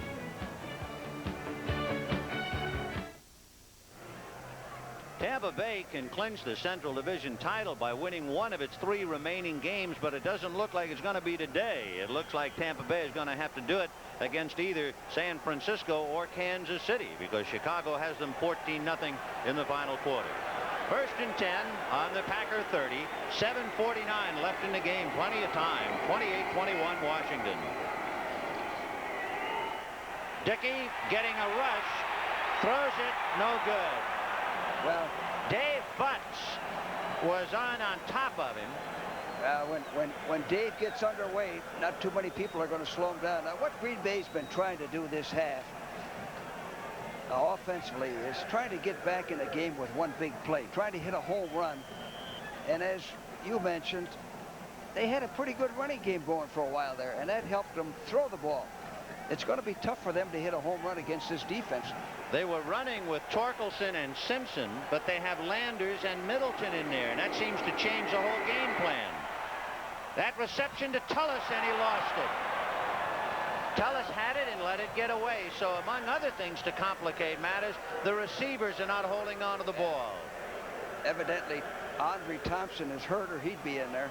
Yeah, remember he did get hurt on a punt return. He's got a little bit better hands than Tullis has. I'm also wondering what happened to Simpson and Torkelson. Yeah. Maybe the plan was to play them throughout the first half and then go back to Middleton. They got a little more speed in there with Middleton. So it's 3rd and 10 on the 30. Already they're 3rd and 10.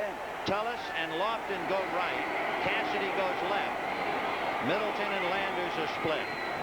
Lofton in motion. Here comes Butts, and there goes Dickey. You can't get yourself in a situation where it's 3rd and 10 and have people jet charge and tee off and dog and disregard the run. You can go anywhere. You can gamble. You can go inside, outside, over the man. Dickey's at a disadvantage. When Dickey's had time to throw today, he's done a good job. I'm surprised with Middleton in there. They didn't try a draw or a screen, something to take away that rush. So it is 4th and 18 on the 22. Beverly just does get it away again from McDaniel. Bobby Hammond on the 38. And Hammond dragged down just as he got across midfield. So Washington in great field position. Flag on the play. A late flag. So Bart Starr has seen his offense completely bogged down. His defense worst in the conference, spending much too much time on the field. And Washington has come from down by 2 touchdowns to 1 touchdown in front. Unnecessary roughness on the return. Number 26, receiving team. Don Harris of the Washington Redskins was angered on the last punt. He had an exchange of words with Sampson. Well, and that would be Howard Sampson. And I think Harris is still hot. Yeah. So on that punt, Harris was guilty of unnecessary roughness. I think he was trying to return the favor in kind. Number 26 on the receiving team. One of the reasons that we liked him for the Redskins was just because of that. He's a physical football player, and he plays on defense, and that's what you want. So that puts the ball back on the Redskin 30-yard line. 1st and 10 on the 30. 7:07 left in the game. 28-21 Washington. Out of the eye, Forte behind Riggins. Thompson in motion. John Riggins. And Riggins still on his feet out across the 40. He might have picked up the first down as he fell forward. Well, when you're losing like the Packers, it's a matter of inches. It's a matter of seconds. The ball's just thrown a little too short. You just miss a first down. Things don't go your way. They need, defensively right now, they should be firing it up and saying, hey, we can turn this game around ourselves. We got to take the ball away. There's still plenty of time, a little more than 6.5 minutes. 1st and 10 on the Washington 41. Forte and Riggins, and it's Riggins. Riggins battling for every yard he can get. They stopped him at the 45. Terry Jones was the first of many to hit him. Well, they showed a little more swarming ability there. There's Joe Walton setting into place. I would think the Redskins right here wouldn't throw too much. They're pretty well under control. Keep the clock going. Don't make any mistakes. Don't put the ball up. Theismann is 19 for 30, 236 yards and 4 touchdowns, 1 interception. So he's going to put it up. It's intended for Buggs, broken up by McCoy. Almost intercepted too. That's pretty risky. So 2nd and 6 he went after it, so it'll be 3rd and 6 from the Redskin 45. Dave Hanna saw his defense come apart in the second half, and he's not been able to glue the pieces back together again. But meanwhile, Pittsburgh, a commanding lead over Cincinnati, 34-17. However, a bad note for Pittsburgh. The bulletin, Terry Bradshaw has been injured, and you might just as well use the other word again. 3rd and 6 from the 45.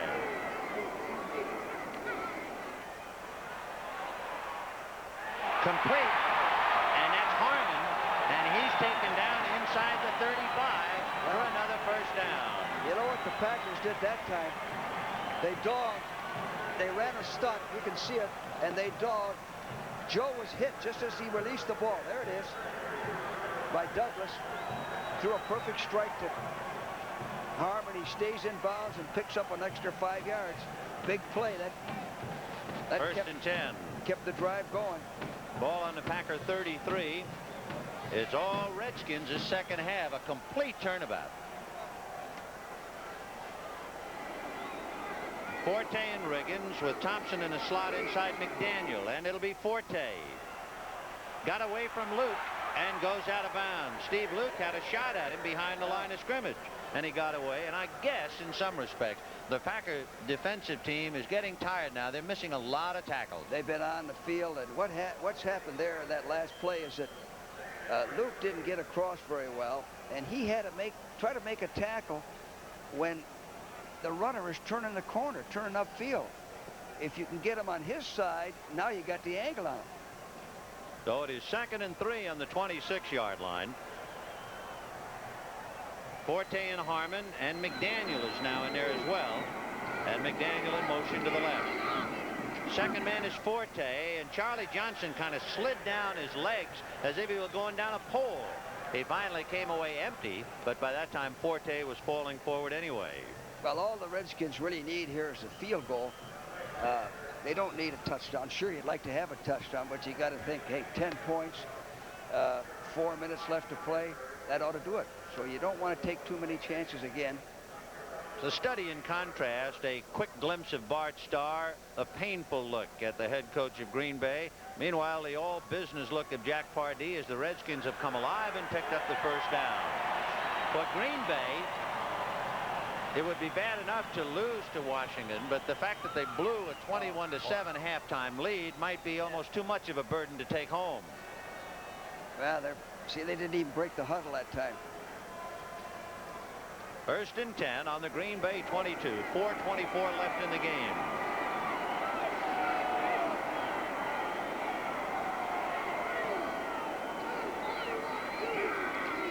Theismann on play action with Riggins. Joe lobs it to Riggins. Curtis Douglas hit him and bounced off. Johnson and Gray finally bring him down. Boy, the yardage they've made on the right side, running and passing. Be very interesting to have that breakdown. They're throwing over there. They're working on Mike Douglas. They're working on that right side with play action, and they've run the football over there. Actually, on that particular play, only a yard pickup, so it's 2nd and 9 on the 21.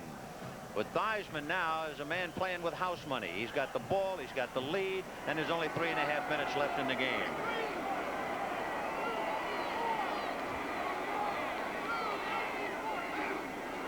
Joe to Forte, and Forte with Riggins out in front of him, and they sandwich him just shy of the 15. Rich Wingo, the first man to hit him. Well, again, if you notice that play, no penetration on the strong side. All Redskin blockers can't help but make 3-4 yards. And they picked up 5 on the carry to make it 3rd and 4. The ball is on the Packers 16-yard line. 3 minutes left in the game. And Washington leading 28-21. This will be an interesting study. What are you going to do on defense? What play are they going to run on offense? Danny Buggs is wide right. John McDaniel wide left. Forte and Harmon are behind Theismann. Both backs go out. And Theismann gets a little heat but completes it to McDaniel, who drops it, and it is ruled incomplete. Estes Hood fell on the ball thinking he might be recovering a fumble, but it was no reception. Consequently, no fumble and no recovery. Too much time to throw. Look at the protection he has. Look at the time he has to throw here. He has the ball, and then it's knocked loose. Incomplete. So 4th and 4, and you were saying that Washington only needed a field goal, and they're looking at the right man. Mark Mosley is 22 out of 30 field goals. If he hits his 23rd today, it will be the best in his career. His longest 53 against Atlanta. He has 10 field goals of 40 or more. The spot will be at the 24, so it's a 34-yard field goal. The kick is up. It is good, and that's a big moment for Mark Mosley. 23 field goals, the most in his career in 1 year. And that just about buries Green Bay 31-21 with 2 minutes and 30 seconds left in the game.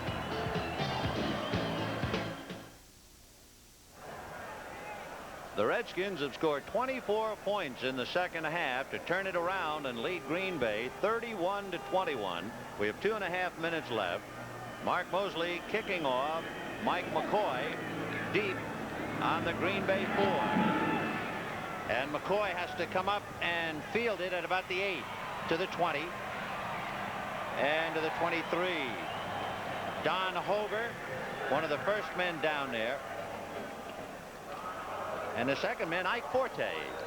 So a lot of hustling on their part. Well, they had great field position the last 2 times on kickoff returns and didn't do anything. So maybe they'll do better without the field position. They're going to have to get a big play and then go for an onside kick, something like that, or a block punt if they're going to get back in here. You can see the time of possession is overwhelming in the second half. The Packers had it 1st and 10 on their 46, 1st and 10 on their 30, and now 1st and 10 on their 24. Middleton and Landers are in there.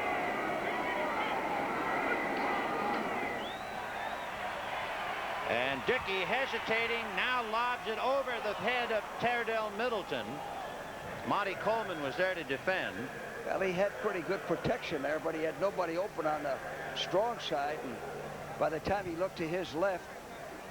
You know, George, wouldn't you think that every ball club, and especially a beleaguered team like Green Bay that has given up so many sacks, wouldn't you think that they would have a shotgun offense just because you're being chewed up front? Yeah, it gives you a little more time to throw. And I would think so. Look the defense over. 2nd and 10 on the 24. Dickey with some time. And out of the hands, and then almost caught by Cassidy a second time. Ray Waddy, along with Ron Cassidy, colliding. Yeah. Cassidy almost caught it. See what Dickey had to do there. He had to throw into the double coverage. He had 2 men on Cassidy, and that's what happens. Dickey is 12 for 25, 197 yards, but he hasn't completed a pass in quite a while. He's been at that 197 mark for quite a few moments. He's had 2 interceptions. He's thrown 2 for touchdowns, and he's been sacked 4 times. He's got to get the first down here. Never mind the home run. Get 10 yards. Get 11 yards. It's 3rd and 10. And Dickey's lob pass is deflected by Joe Jones. At 6'6", he was able to get those meat hooks up and knock it down. And that means the last 3 times that Green Bay has had the ball, they have been unable to come up with even 1 first down. I think they're going to go for it on 4th down. Well, Dickey is staying on the field. Tullis is coming in. So on 4th and 10 with 2 minutes and 4 seconds left, Green Bay deciding we might just as well gamble. We're not going anywhere.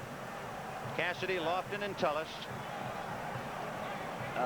Middleton and Landers behind Dickey. Bart Starr had the team ready to play a good game today. It's too bad it ended like it has.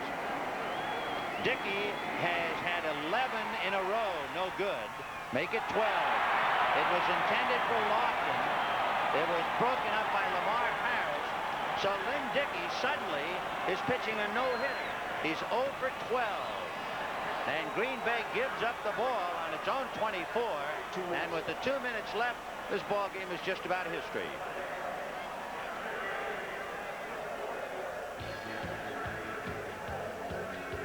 So Lynn Dickey is suddenly shut out. And with 1 minute and 59 left, 31-21, Washington.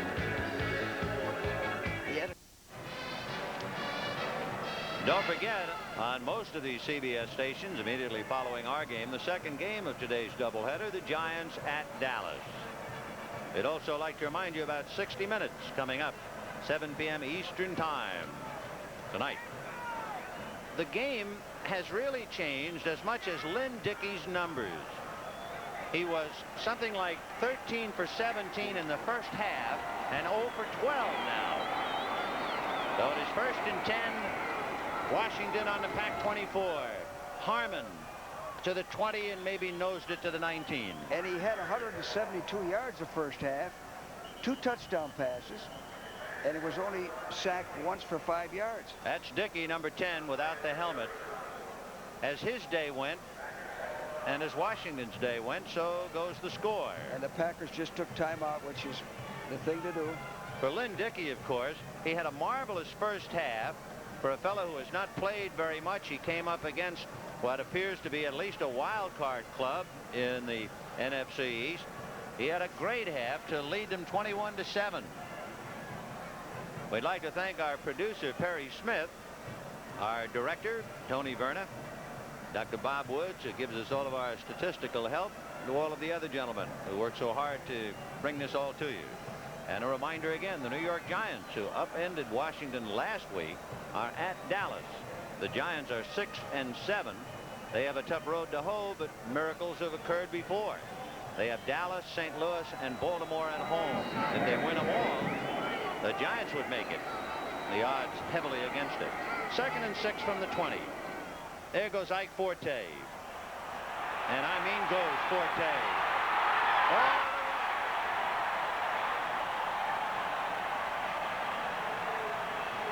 Forte, his first touchdown of the year, and he made it look easy from the 20-yard line. Well, the Packers will get the ball again.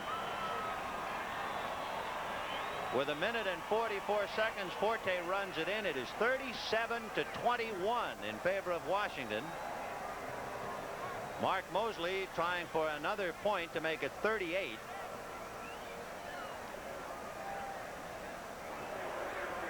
So 5 touchdowns and a field goal, 4 touchdowns through the air, 1 rushing. The kick is up and good. So a dispirited band of Green Bay Packers and a euphoric group of Washington Redskins. Washington 38, Green Bay 21.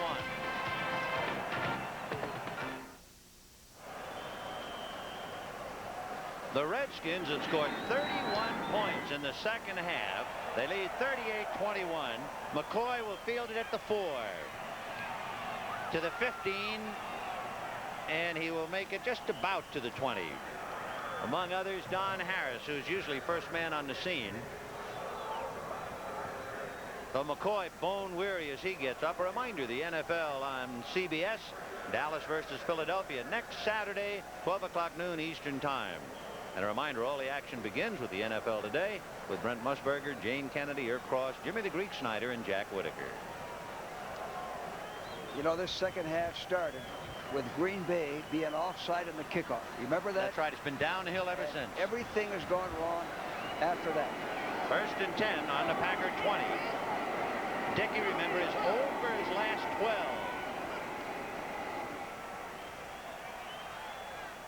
Now 0 for 13.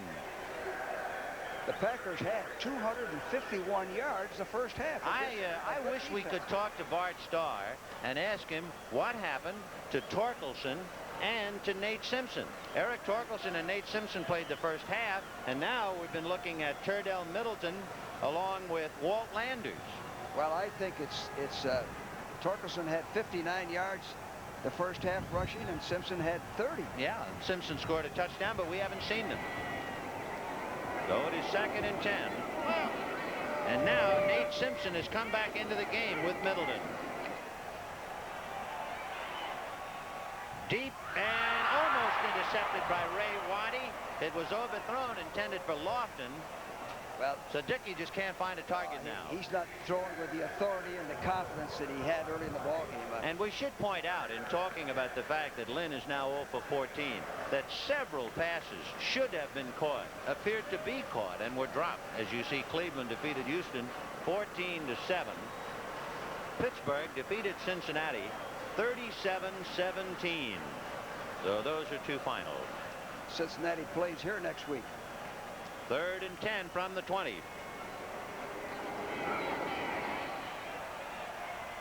Wobbly and almost intercepted by Brad Dusek. That was intended for Simpson. Joe Jones putting a lot of heat. And Lynn Dickey now 0 for 15. It's a litany of frustration to roll off the passes. Now they're going to go for it 4th down again. Well, they went 4th down, you remember. Couldn't do anything with it. And Washington immediately cashed in on a 20-yard field goal.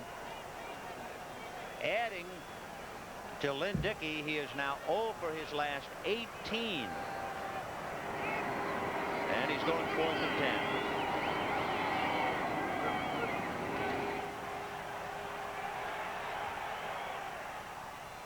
And you see that there's another pass that I think should have been caught. That pass was perfect. Sure, Ron Cassidy had both hands on it. So when we're calling off the 0-4 with Lynn Dickey, it is not an indictment of Dickey's performance at all. Yeah. There have been a good 4 or 5 drops, to say the least. I can't recall a game where a team ended up quite like this, where they kept throwing and giving the other team the ball around the 20-yard line. Kim McQuilkin is going to come in and play for Joe Theismann. You know, McQuilkin has only thrown 4 passes all year, and he's in there now to finish up with 1:17 left. McQuilkin, number 11, 6-year man out of Lehigh. Bobby Hammond is in the backfield with Harmon, and McQuilkin handing to Harmon. He runs around Douglas. Boy, I tell you what, Douglas has had a tough afternoon. 1:12 left, and it will not be today for Tampa Bay. If they're going to clinch the Central Division, they're going to have to do it another time, because Chicago beats them 14-0. Chicago is now 8-6. Tampa Bay is 9-5. Tampa Bay plays at San Francisco and at home with Kansas City. And Chicago plays at Green Bay and at St. Louis. 2nd and 2 from the 12. And it's Harmon burrowing, and there's a flag on the play. Well, it's a Redskin offensive lineman beat the charge, beat the ball, charged early.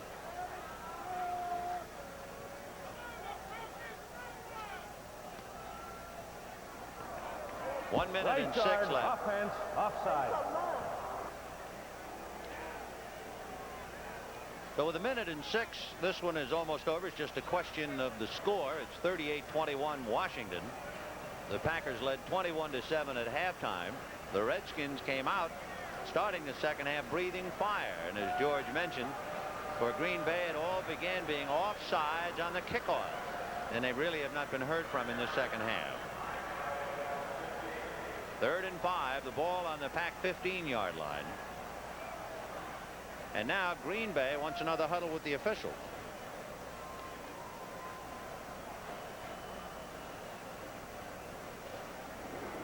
McCoy and Wingo doing the talking.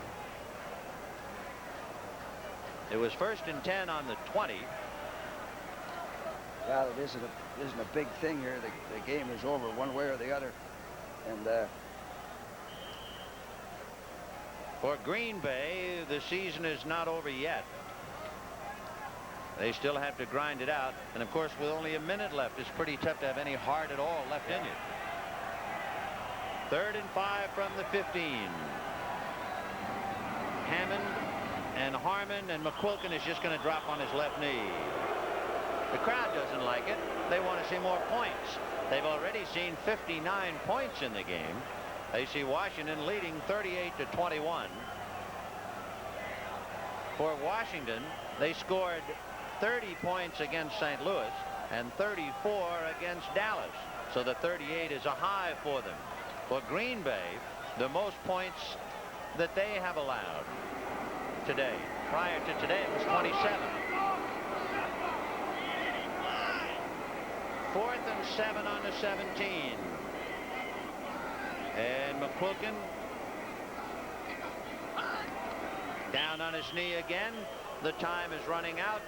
The time is running out for Detroit. It's Philadelphia leading 37-7. Philadelphia then will be 10-4. Dallas 8-5. The Giants 6-7, and Washington will be 9-5. One game back of Philadelphia. So with 20 seconds left on a fall afternoon in RFK Stadium, the Washington Redskins, who had a dismal first half, exploded for 31 points in the second half, and they're leading the Packers 38-21. the Packers put in Tim Stokes, used to be with the Redskins, number 76 at left tackle. Tough time to play, isn't it? Yeah, he'll be blocking Corey Bacon. 1st and 10 on the 18. And Dickey trying to break that string of incompletions. But there's yet another. Coming over was James Lofton. Lofton has had a tough day. They have double teamed him. He's caught 2. Andre Thompson caught 3, and Andre shaken up on a punt return, and we've not seen him. So for the Packers, as you look at Jack Pardee and a winning Washington team, it has just been another day of frustration for Green Bay. Good job by Jack Pardee and his staff today, coming from behind like that. This is what a play. Has him around the neck. And Kaufman makes a reception, I believe, at the end of the game. 1 second, and that's it. So Jack Pardee in Washington let a big one getaway last week, but not today. They defeat Green Bay 38-21. Washington's record now is 9-5. Philadelphia 10-4. And that Dallas Giant game is even bigger. Vin Scully for George Allen. Hope you enjoyed the ball game. Washington scoring 31 points in the second half. And Green Bay, whatever magic they had in the first half, they left it in the dressing room.